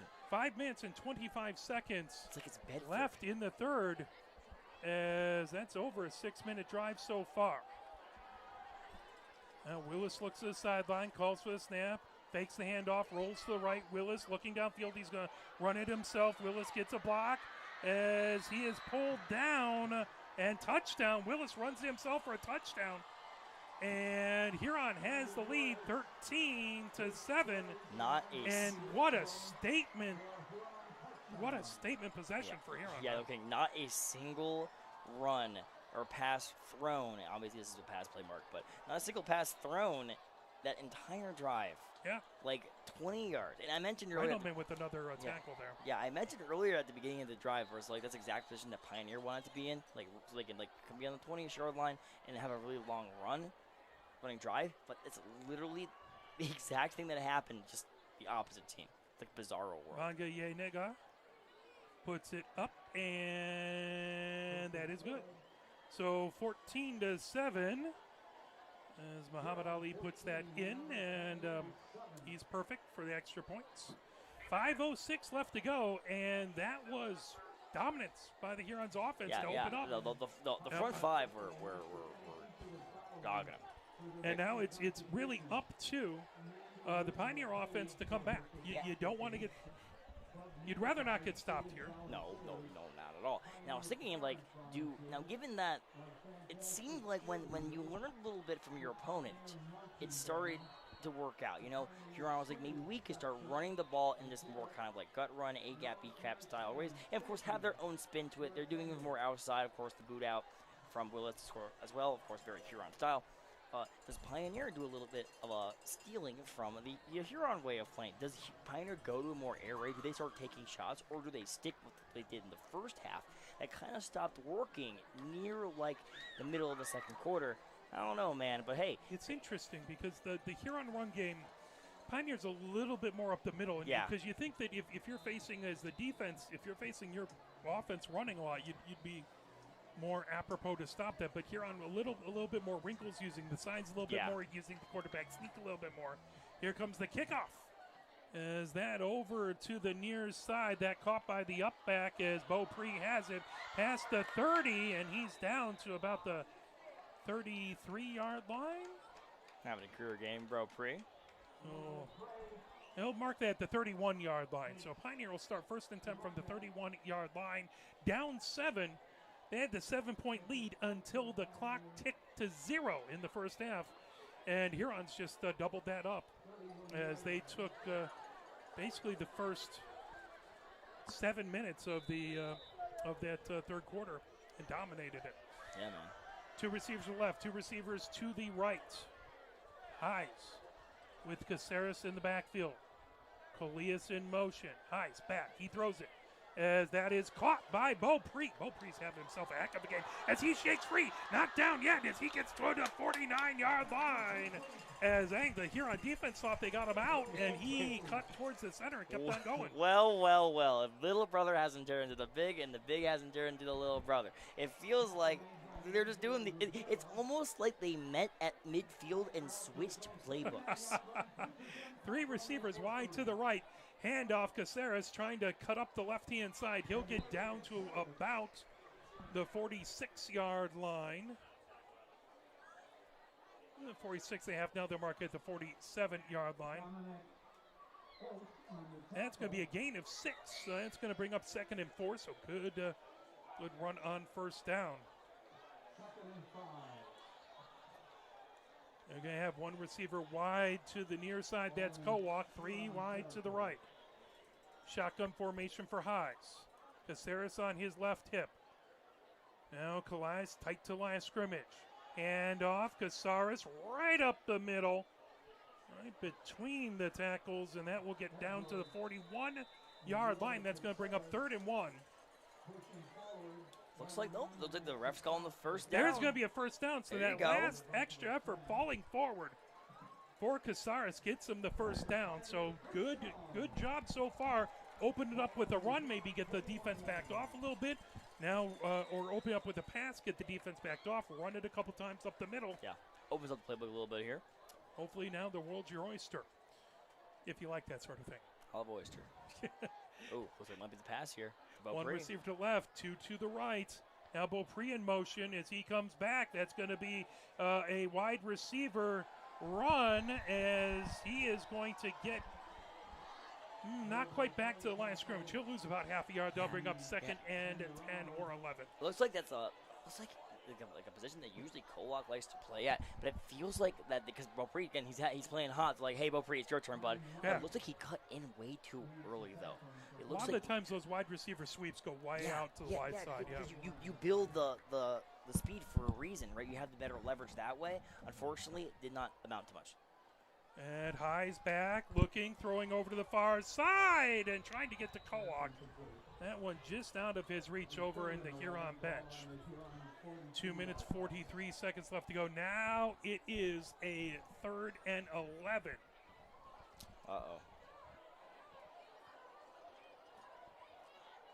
So big opportunity for the Huron defense to get off the field here. Pioneer trying to keep up with the Huron offense. 14-7, Huron with the lead. Heis has it, throws quickly to the left-hand side, and Beaupre couldn't quite bring it in.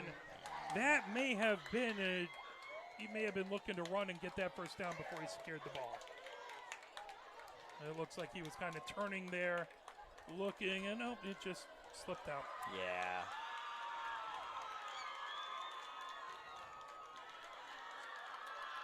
As the student section's happy about something. Someone invite someone to a dance or something. Yeah, I get that. That kicked away, and that should be a roughing the kicker call. And there it is. There's the throw.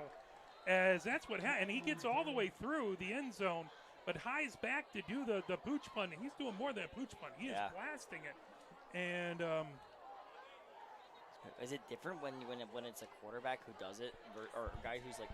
Yeah, it shouldn't be. I mean, because if you're just, it's kind of a hard adjustment if you are believing that you are gonna get a sack and instead you get like a penalty because he kicks the ball. But hey, man, I'll take anything. That's a good question. I don't know. Maybe that's what the that point would be roughing the quarterback. Yeah, at that point.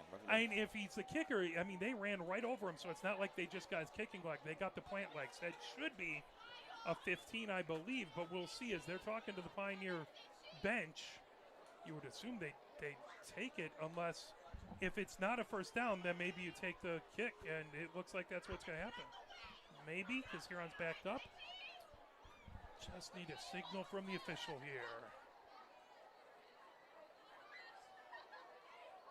It's like still 4th down. Okay. So it brings up fourth. It was 4th and 11.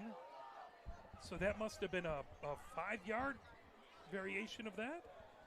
Caceres is yelling at these players here, man. They must be going for it. Oh, never mind. Wait. So they're going to put that right at the 30. Okay, it was it.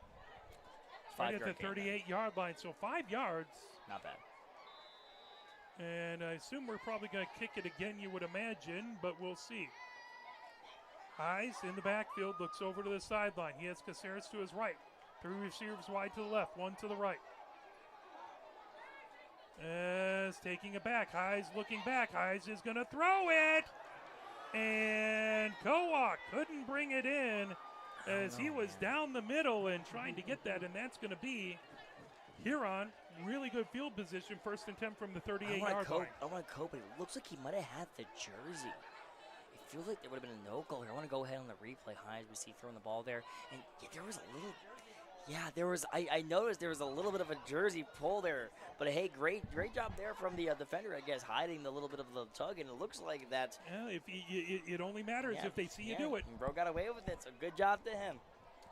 So, it's what you hear every time you watch an NFL game where they don't throw the flag and the color commentator's like, that's great coverage. You're like, dude, he had his hands all over him. Yeah. Hey, it is in fact hey, man, coverage. if you can do it, and it was a little tug. So, Huron now an opportunity to add to this 14-7 lead as they're trying to seal up the city championship tonight in the Ted Heisel Bowl. Willis bounces on the ground but picks it up as he's running himself down the far hash marks. He's the 40, the 30, the 20, the 10, 5, touchdown, Willis. That reminds me of Denard Robinson's first run ever as a Michigan Wolverine as he drops it, picks it up, and goes all the way. And that was exactly what that was. And all respect to Willis as he just races down that far side, splits a pair of defenders there, and he has all kinds of speed. No one's going to catch him. It's 27. Huron looking to take a stranglehold on this game. God. It's Muhammad Ali ready to kick this one.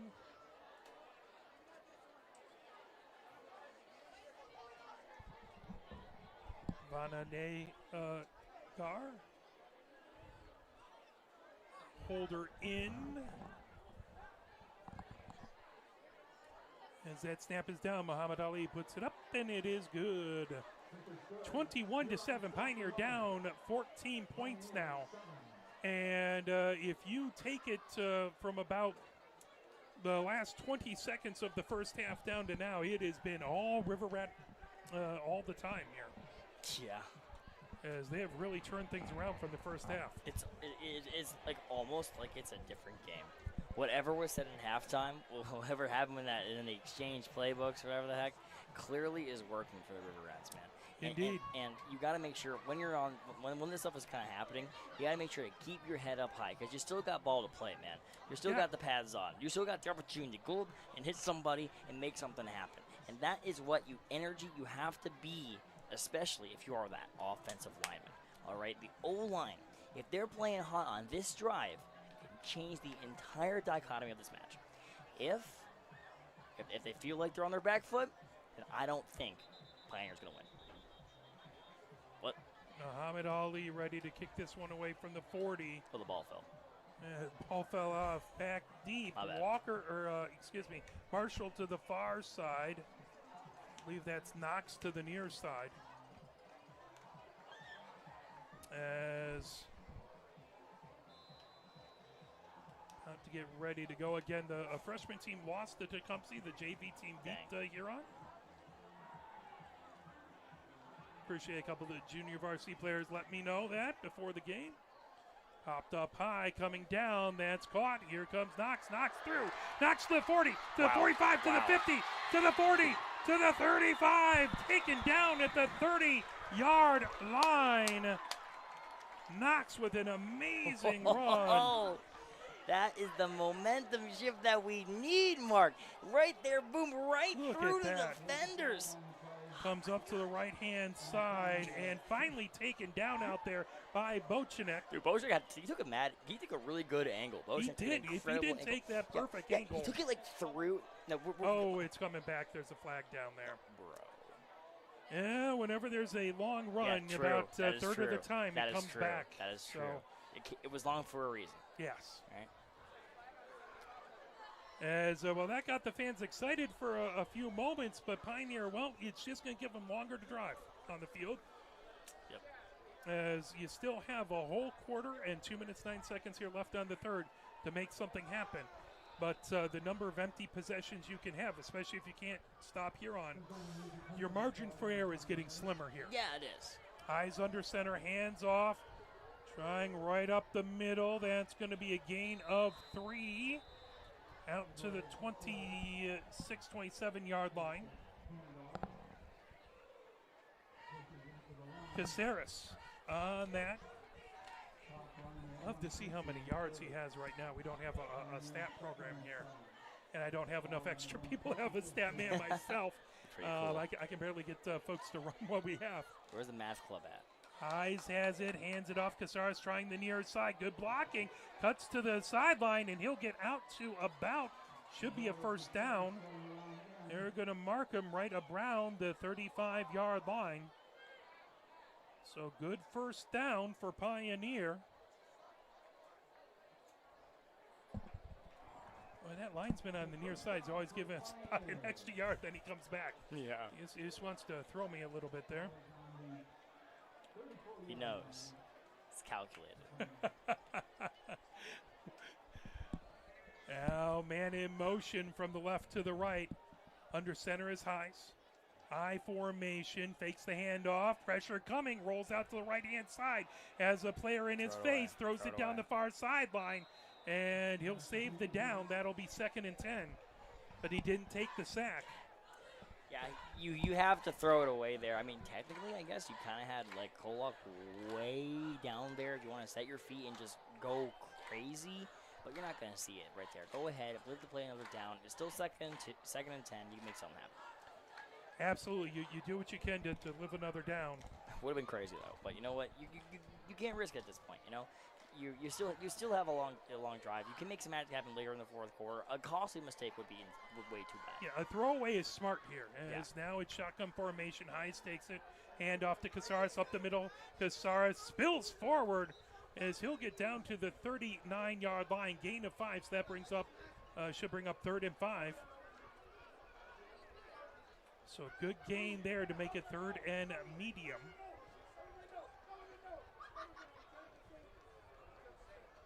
So at that point, do you continue to run it here and try and take 2 downs?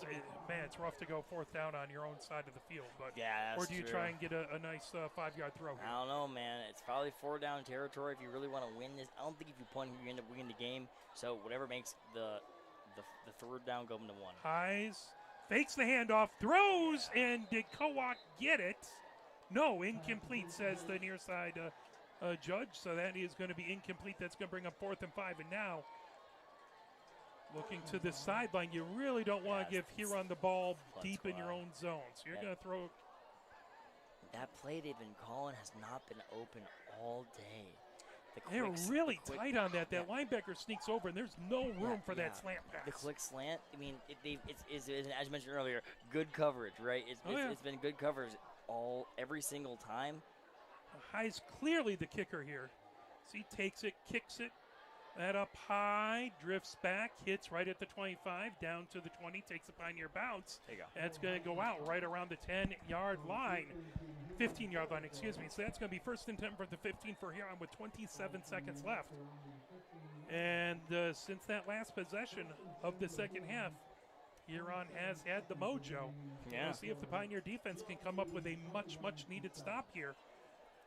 As otherwise we might start losing a little bit of this crowd and certainly losing the momentum.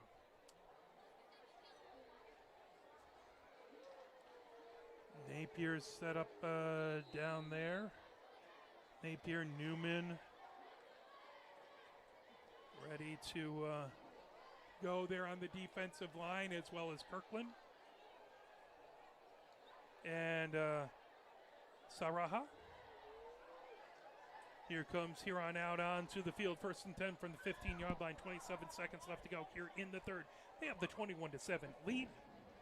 Willis, who has been dangerous with both his arms, his legs. Dude. He's back in pistol formation. Now they have, again, one receiver wide. He's in motion. Now Willis trying to take it. Oh, my God. He's coming forward, has a little bit of room. God, and down to the 50, down to the 40. And a great tackle back there by Marshall. Otherwise, Willis, who found some room out there, is already in Pioneer side of the field. He is outstanding. That is going on the huddle, bro. There you go, down to the 35-yard line. But, boy, he just finds a little bit of room on the near side. And an incredible move on Beaupre.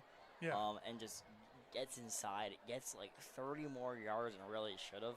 But it's a testament to just how great he is. Oh, yeah. Dude, he's a stud. And when you have a good quarterback who can run. Because he was back there. He came to the left-hand side, then all the way over to the right on that. Yeah. So, I mean, I lost track of him behind the offensive line going to the left. All of a sudden, he burst out on the near side, and where did he come from? Almost like the defending players lost track of him, too. And, you know what's amazing? That's discipline on the Huron offensive line. Because when your quarterback goes left and right and runs, if you don't hold, it's amazing. Because when the defensive player you're blocking shifts to one side to another, you want to hold on. You got to release them, otherwise you get called for a hold. And that they didn't get called for a hold there, that is discipline. Yeah, it's like, give credit where credit is due. Exactly, man. We do want to thank all the wonderful, amazing sponsors of Pioneer Football. That includes the A-Plus Driving School, Raising Cane's Chicken Fingers, SBK Orthodontics, Sotani Sub Shop, Tammy Simpson Realty, Tasty's Burgers, and Texas Roadhouse. Those are gold sponsors. Silver sponsors, as you hear the wonderful band in the background. Silver sponsors are Community Auto Wash of Ann Arbor, Cottage Inn Pizza, Frazier's Pub, La Fontaine, Buick and GMC of Ann Arbor, Little Caesars Pizza on Stadium Boulevard, Stadium Hardware, and Varsity Ford. Bronze sponsors are Big George's Home Appliance Mart, Lewis Jewelers, Meyer, and Play It Again Sports of Ann Arbor. We really want to thank those sponsors. Please help support those who help support the team. I didn't hear how the Texas Roadhouse fundraiser went, but hopefully it went well. Hopefully folks had it. So here it comes. Handoff coming up the near side. There you go. And taken down right at the line of scrimmage. Good job. Napier looked like. By Pioneer. Indeed, it did look like Napier got that tackle. That will be just to the line of scrimmage.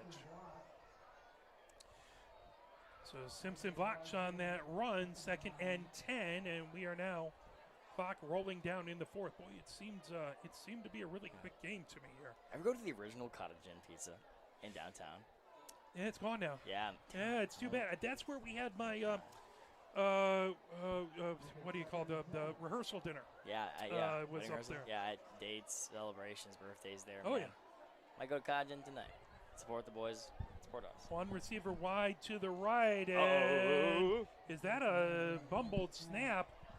Looks like Huron got back on top of it, but that's going to bring up 3rd and 10. Now, we've seen that Willis can run for well more than 10 at any given point in time. Anytime you can limit the gain to a gain of 0 is good.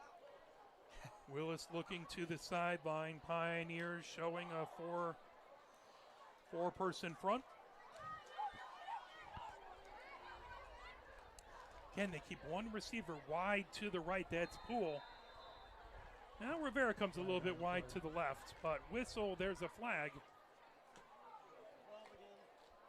Illegal substitution as they had an extra player out there, 12 players on the field, and that's going to back them up 5. 3rd and 15, so Pioneers defense has a fantastic opportunity here. The old secret jumbo set didn't work again. Timeout by Huron. They want to talk things over, so they don't want to lose their momentum. They want to make the most out of it. They have a 14-point lead. If they can make it a 21-point lead, that would be awful difficult here in the fourth. That would be borderline impossible. Certainly very rough for the purple and black there to get the victory. Yeah, Pioneer would have to completely change their play style Yeah. and go almost exclusively pass at that point. Yeah, it's not what they're good at, man. They're good again. I think they're really good at this kind of pro style. Pro style, get some gut runs in, and go ahead, play action, get some cheeky passes thrown in there from time to time. And you know what?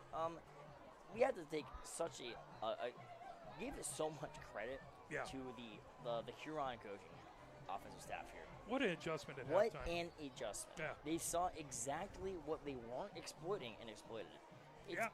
If you're, especially if you're one of the on the Pioneer coaching staff, you can do this exact same thing too, right? Never be married to one style, because football is a sport you can play in so many different ways. Go ahead and play it in those different ways. I bet some good things kind of happen. Now they have one wide to left, two to the right, back to a more pass set. Oh, picked up again. Willis picks it up from his shoe tops, throws it all the way down the far side. Intercepted by Pioneer. Coming ahead with it as who else but Beaupre. He comes to the 40. He'll get taken out and thrown down. That's going to be a flag. 15 yards added to it. Don't argue. Just. Yeah, all right, back up. Yeah.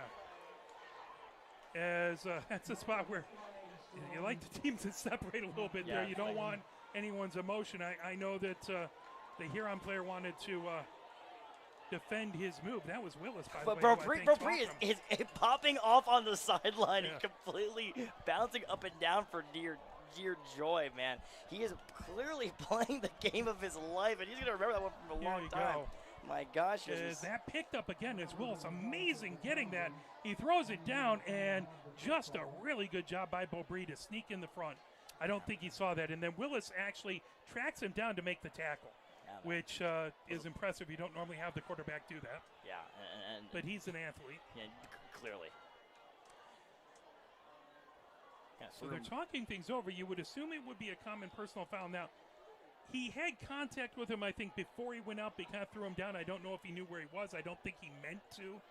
He was just trying to get him down on the ground. Okay, so double personal foul, triple. Okay. Oh. So they're offset. So they all offset. Yeah. So it's weird how you have two on one team and one on the other team, but it's just zero. Yeah. It's kind of weird. Wait, I try and explain that to my wife, and she gets all upset about that. She's like, "That's not Emma. It's the way the game is." That's not how math works, man. Yeah. Two plus two is not equal to one. But I guess you're at the same time you can have people. 2 plus 1 plus 1 plus 1. Sorry, all the way back to Clue the movie. Anyway, my favorite Tim Curry performances out there. 10-17 left to go here in the fourth.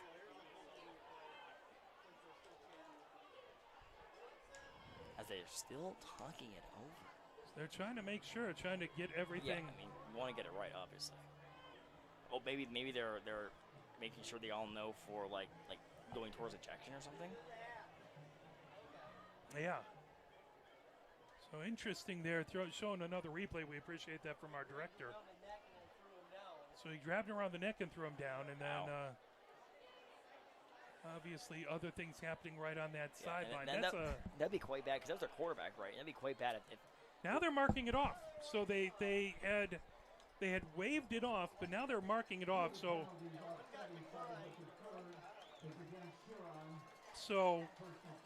now one personal foul on Huron, and I guess the two other ones canceled out. Okay, so one does equal one. But I guess then you do a new different. You know, I teach all he did was he made the personal foul and pointed to Huron this time. Previously, he had made two Huron, one Pioneer. This time, he just made one Huron. I don't know what changed. They talked it over. For a Pioneer fan, they got it right. I'm sure everyone who wears green out there is not happy. Really big-time man in motion by Beaupre. Back to throw. Press coming as they get it over. Rendleman gets out to the 30. Yes. Rendleman down to the 20. He has blockers down to the 10. And Rendleman in for a touchdown. Pioneer gets it to a one-score game. I love screens, bro. Oh, yes. If Screen was like a human, she'd be a beautiful woman. I would marry her. Screens are just like they're perfect, man. But here's the thing. Listen, you can't have too much of a good thing. You don't want to go to the screen too much, all right? So but every now and then, Pioneer, is that what you're seeing? Oh no, it's going back. So is that going back? That is rough. So the touchdown does not count. Ball comes back to the 20. Where was the personal foul? It must have been before they get into the end zone. 1st and 10 from the 20-yard line. Here's the replay. Looking on the right. And he goes in. I don't see something, but it was probably away from the ball. Yeah, was it? Beaupre again in motion as Heis under center. Heis back, hands off, crashing forward.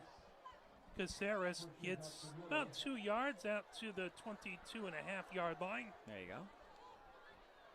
So trying to get things calmed down, get a little running play there, get things back to business. Beaupre wide to the near side, Kowak wide to the far side.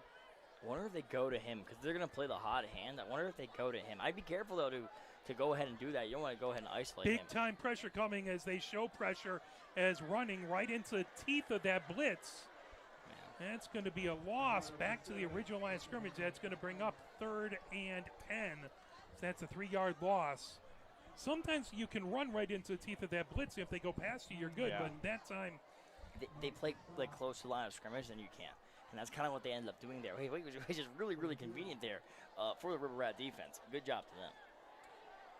Now shotgun formation. 2 receivers to the left, 2 to the right. Rendleman in the slot to the left. Again, showing blitz by the linebackers on the near side and in the middle. Throwing out. That caught by Kowak. Kowak trying to get the first down. And it's going to be close. It'll be close enough absolutely to go for it. As I think he'll be about a yard short.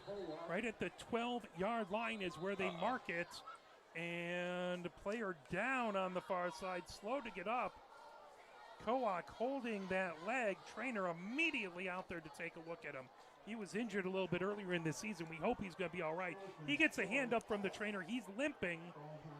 But we hope he'll be all right as here's the...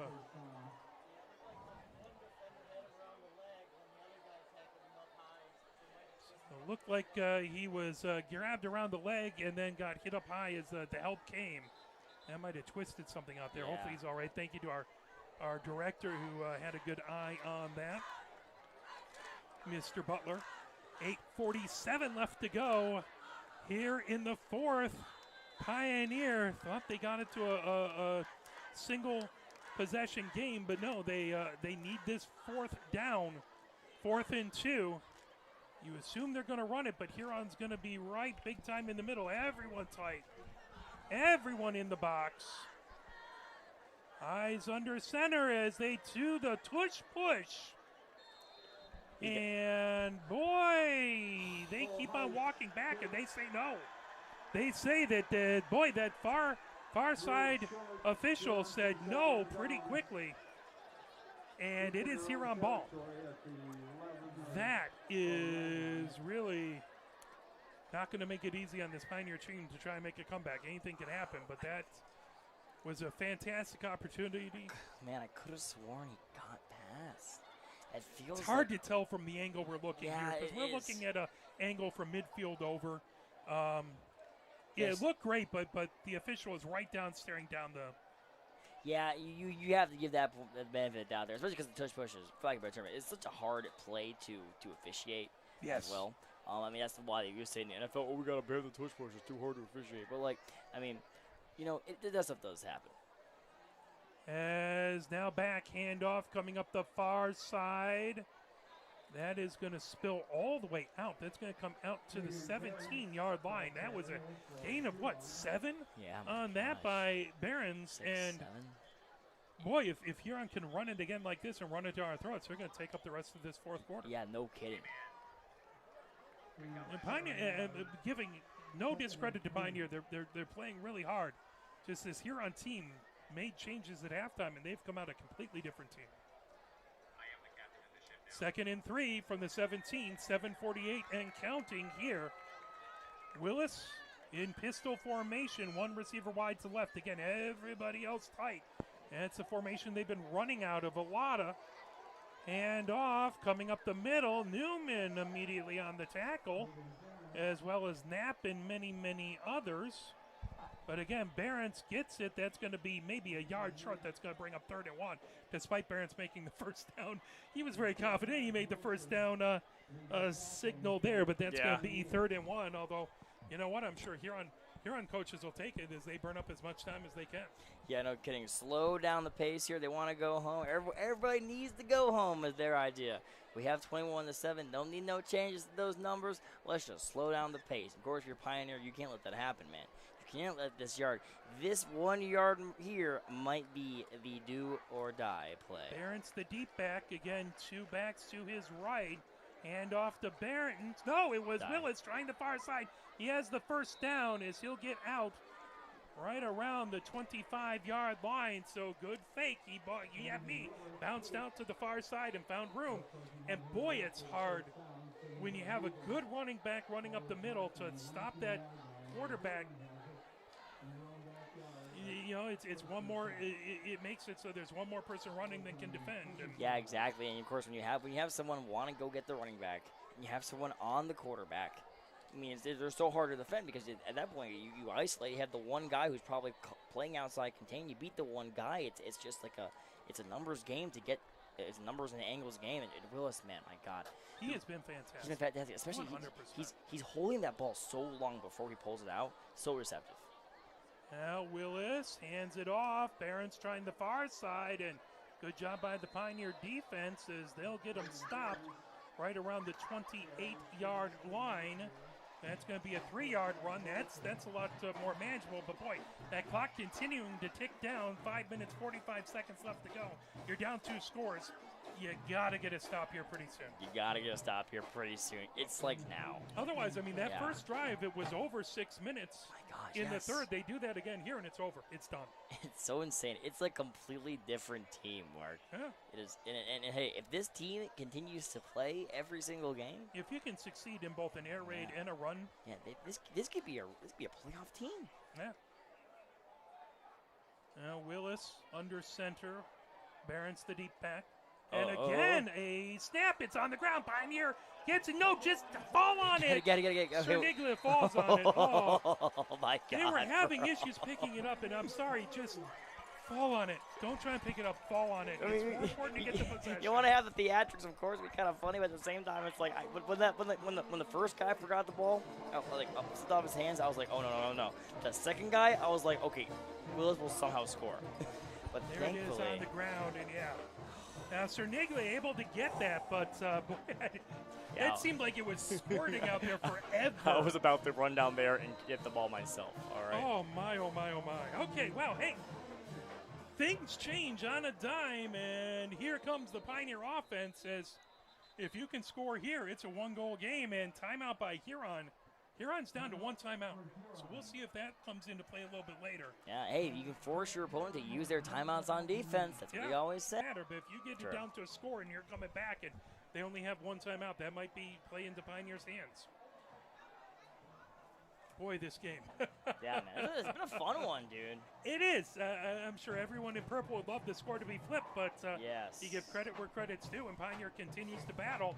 And they have an opportunity here. You have to take advantage of it. A huge statement win here for Steve Simpson. If he can go ahead and rally his team here when all of this kind of stuff is happening. It's possible to come back. Yeah. The rule of 14, they say. 3 receivers to the right, nobody to the left. Shotgun formation, hand off to Casares. Casares going the far side. He has it out to the 15-yard line. Casares gets the first down. Fantastic run on first down. Yeah, man. It is right just off the left-hand side. Off tackle and gets it all the way down to the 15. Yeah, absorbing that hit from Riviera as well. Got to have hurt. Just at this point, it's so late in the day. It's getting a little colder. It's getting certainly very darker outside. And off to Casares again, trying the left-hand side. Yes. He has something. Down to the 5 and touchdown! Pioneer! And now Pioneer is within 1 score. You had to have that, and they put it on the back of their big old running back. And boy, what a job out there by Eduardo Casares. As God. Caceres puts it out there, and now we have the kick. Nylander gets it set. Cerniglia on the hold. And the kick is up, and the kick is good. So it's a one-possession game, 21-14, 4:42 left to go. And now your defense, again, you got the stop, you got the turnover. You got to get one more. You got to get one more. I love football, man. This is awesome. This is awesome. This is one. These kids are gonna remember. There would be like 35 gonna be like meeting up one day and be like, dude, remember when we played Huron? Like, oh my God, how could I forget? No matter win or loss, this has been a barn burner of a show. And I think how much does it weigh in your mind that you lost by a single point last week? Yeah, exactly. I Clearly, mean, does that like? It does. It does motivate you because you were so close. I would rather lose by 1,000,000 points, knowing I never had a shot, than lose by one because you know it's in the. It's your heart ripped out. Yeah, from yeah. Especially if you had a lead in there. We had not had the lead. We did have the lead briefly, right? You have the lead. In addition, that's worse. One person back trying to get the number. Is that Willis? It can't be. Why would you put? It's got to be. That can't be 3. Back deep. No way. No way. Oh my God, they recovered. Mark, they recovered. They recovered the onside kick. Oh. Who else could it possibly be? Unbelievable. That Bo Creek. Was it? I don't know. I'm trying to see. No idea. I thought it was. Who do you think it was? Let's see what.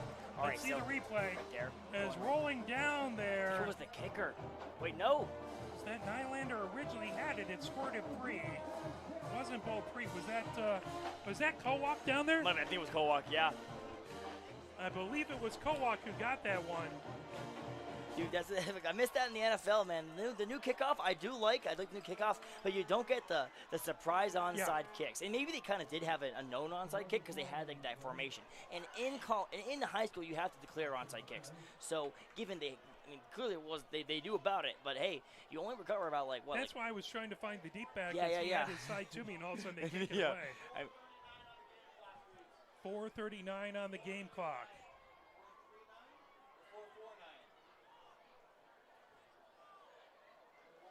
So they're looking to correct the clock.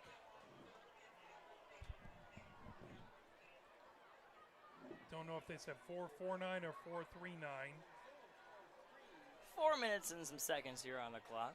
That's where it'd be nice to have for 4:39. There you go. So I think the clock stopped originally when it looked like, and then it scored it forward. So here we go. Pioneer, huge onside kick. 2 receivers to the left, 2 to the right. Trying to get the game tied. Hand off to Caceres. Caceres taken down. He'll get about half a yard down to the 25 or the 45-yard line. He's driven back about 10 yards, but thankfully forward progress is what counts. True. They exchange balls there. I wonder if they have the kicking ball still. Big opportunity here for Pioneer, and you don't really want to give it back because here on showing they can run and they can take up this entire clock. 3 receivers wide to the left, 1 to the right, and 1 to the right is Kowak. Heis has Caceres in the backfield. Heis back to throw. Heis throws over the middle, looking for Kowak. Kowak. Oh, and was it intercepted? No, thankfully. Kowak ended up turning into the defender. As right there was Rivera, who has made some amazing plays. As I think Pioneers sideline was calling for pass interference. As it was going to be over his shoulder, but Kowak. Really good catch-up speed by Rivera to be right there to catch it, and Kowak had to knock it away. So good job by Kowak there. 3rd and 9 from the Huron 45-yard line. 3:56 left to go. Huge 3rd down here, folks. Gotta have it. Elias in motion, 2 to the left, 1 to the right. Shotgun formation. Heis throws over, caught, and that is going to be well short. As the Pioneer player down on the sideline.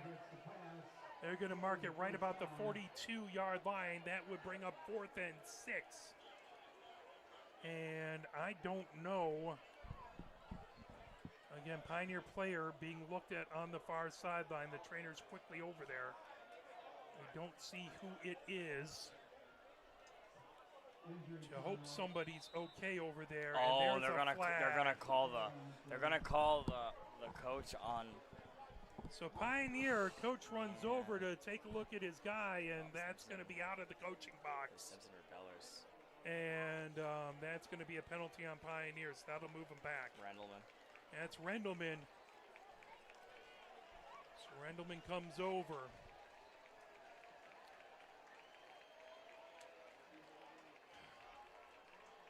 .344. At this point, I don't know you. I think you punt it. I don't like it, but you probably have a better opportunity to stop them, especially if you're backed up. So that's going to be a 15-yard penalty. You got to kick it here, I think. It's back to the 43-yard line.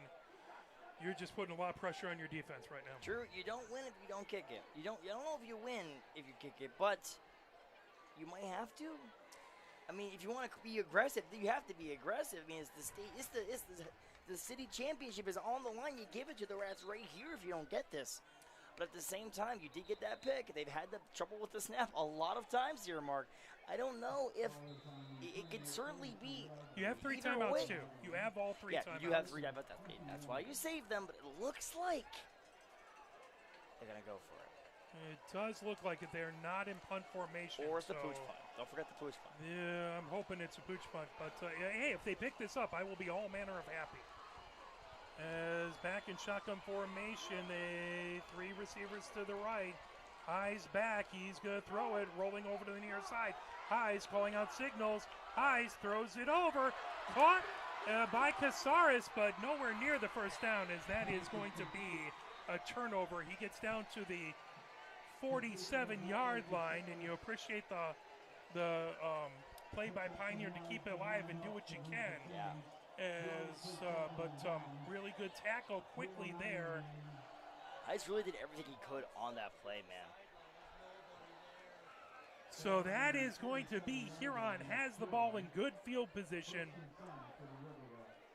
21-14, and you got all 3 timeouts, but again, you get the stops. Squarely on the defense right here, the Pioneer defense.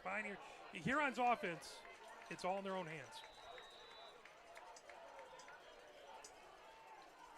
Now again, they have 3 backs in the backfield with Willis.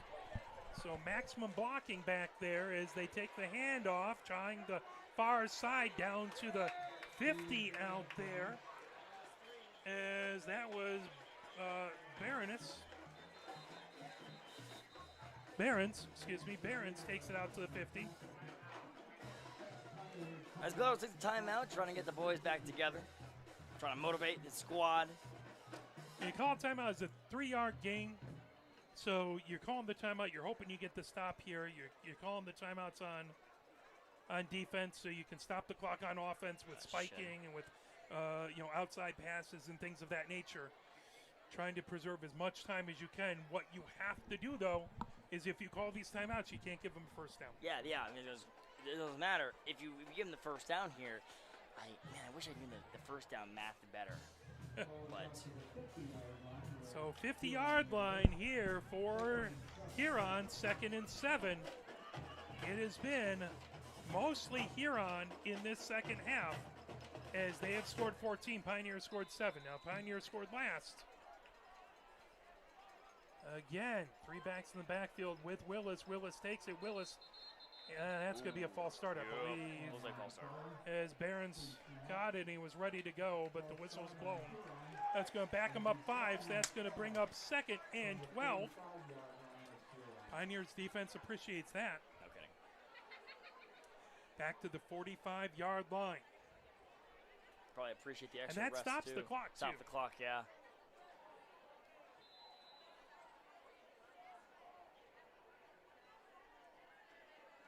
Huron, Willis over on the sideline. He has the call. He runs into the huddle. Now Huron breaks the huddle. Every play here is big. Willis again in the backfield, 2 backs to his right. Barents, the back behind him. Willis takes it, hands it off to Barents. Barents trying to the far side. Barents past the original line of scrimmage. Man. He'll get out to the 49-yard line of Pioneer. That's going to be a gain of 6. That'll bring up 3rd and 6, I believe. If I can do some basic math right, I might be wrong. Yep. 3rd and 6. You beat me. Well, you know, it's not more than 10. I still have fingers I can Yeah. count, so I'm all good.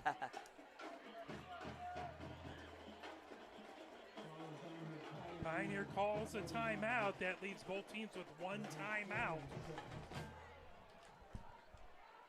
21-14. Huron has the lead. 2:46 left to go. Huron has the ball at Pioneer 49-yard line. They have a 3rd and 6. I thought Pioneer called the timeout. They still have 2 up on the scoreboard. I'm assuming that it Maybe should Huron be did. 1. Huron already only had 1, so If you're being picked up after the game, please call now to arrange for your ride. We recommend you believe there should only be 1 timeout on both of these teams. Yeah, I think you're right. Why would Huron call Shouldn't we time? only have 1 timeout on the board now? Timeout should be 1 on the board for us, right?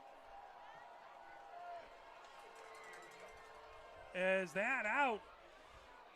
Taken out to the far side and right at the first down marker. They call it a first down on that far side. Yeah. Oh, it looked like it was close. The extra kind of like jump there right before, just when he's in the air. Man, Willis, even gravity's helping him out. As the clock keeps rolling, he stands a timeout. Now you got 1 timeout left, so you got to make 2 stops, then you can call the timeout on 3rd down. But Huron is going to get to take this clock way down. There is no 2-minute timeout or 2-minute warning in high school. I know, it always sounds weird, doesn't it? I know. And half the time the announcers say 2-minute warning because that's what we're used to. Yes. You just want me to watch As more everyone commercials. tight to line of scrimmage, this looks like it's going to be a little bit of a victory formation. Yeah. They're gonna call Huron here on a legal shift because, wait, no. Oh yeah, legal procedure because number 1 was still going out, and then they started to do the motion. Who was not set yet. So it must be. Can't have 2 people in motion at the same yeah. time like that. So that's going to back them up 5.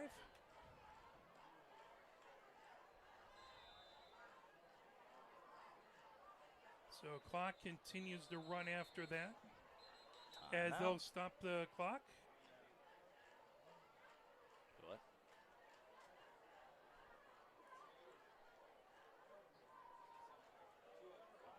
2:03, I believe, is what they were looking for. 1 extra second, bud. Well, we're looking good. So hey, as long as they're on top of it. Now here we have again Huron now in that same running formation. Hand off as Barents up the middle, and he'll get to the original line of scrimmage, out to the 43-yard line. That clock is going to continue to run. 2nd and 10. You get a stop here, and then you call timeout on 3rd down. And you can probably get it. You'll get it with maybe a minute left, and there is a player down. Napier. As that is no good. He's secretly been having a good game too on the D-line. Indeed. You say you thought it was 0 Napier? Yes. Yes, Napier down. And within the 2 minutes, I don't remember. The problem is I've read the high school rule book, the college rule book, and the pros. Yeah, I start to get confused. If only we had In the one pros, if you have an standardized injury, rule book. if you have an injury, you're forced to take a timeout within the 2 minutes. I don't believe that's the case Yeah. in high school. And Napier is that Napier? Yes. Yeah. Sorry, sometimes the way it crinkles, I want to make sure it's not Newman. Yeah, 8 and 0 look a little bit alike. Correct. That's why I have the binoculars. But Napier limping off. We hope he's all right as they get him over to the sideline. The trainers will look at him. Thank you to all the trainers for being out there and taking care of our folk. That's it. That's the last timeout for Pioneer.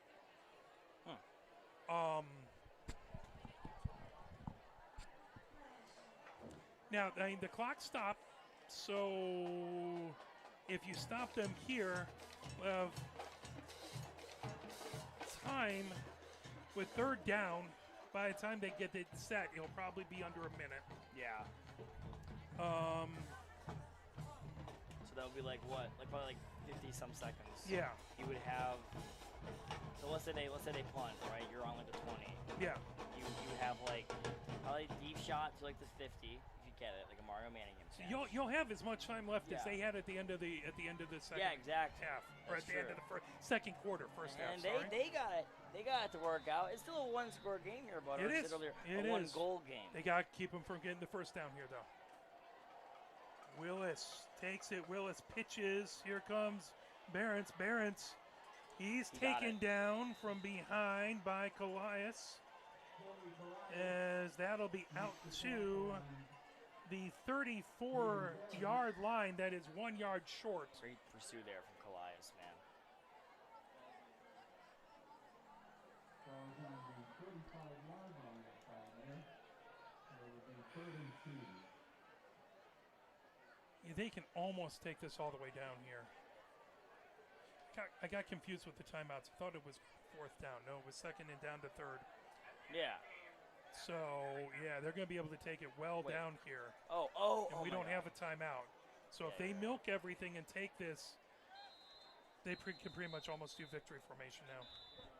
Like Huron will So call it. Huron's going to take a timeout with 47 seconds left to go. Well, if they get the first down here, it doesn't matter.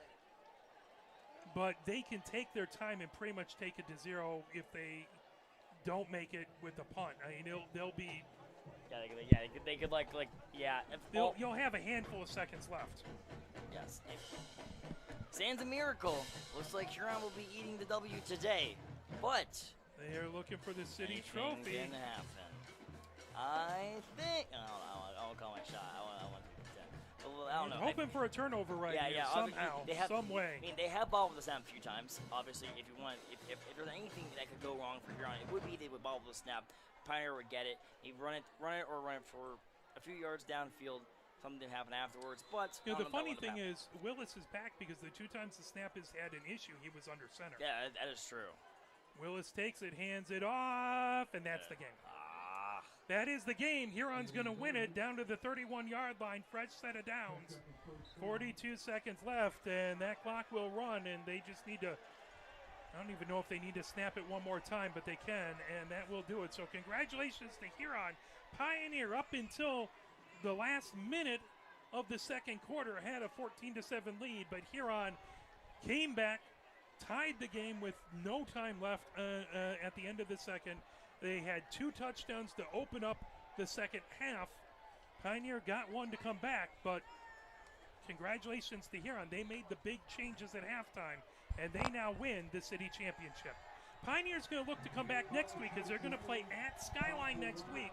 The next home game is going to be on October 10th. That's going to be Pioneer versus Monroe. But congratulations to Huron on the city championship. Hopefully Pioneer can beat Skyline and get a little solace from that next week, although Skyline's going to want to take that game as well, and you don't want to lose both.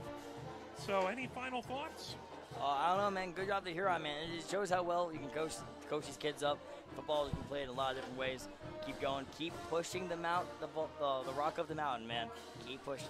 So for our camera people, James Wiseman and Cooper Kenny, our director is Mike Butler and Ryan Williams on color commentary. My name is Mark Wiseman. Thank you very much for a fantastic evening of football as Huron wins it 21-14. Thank you, and have a great rest of your weekend. Great job, man.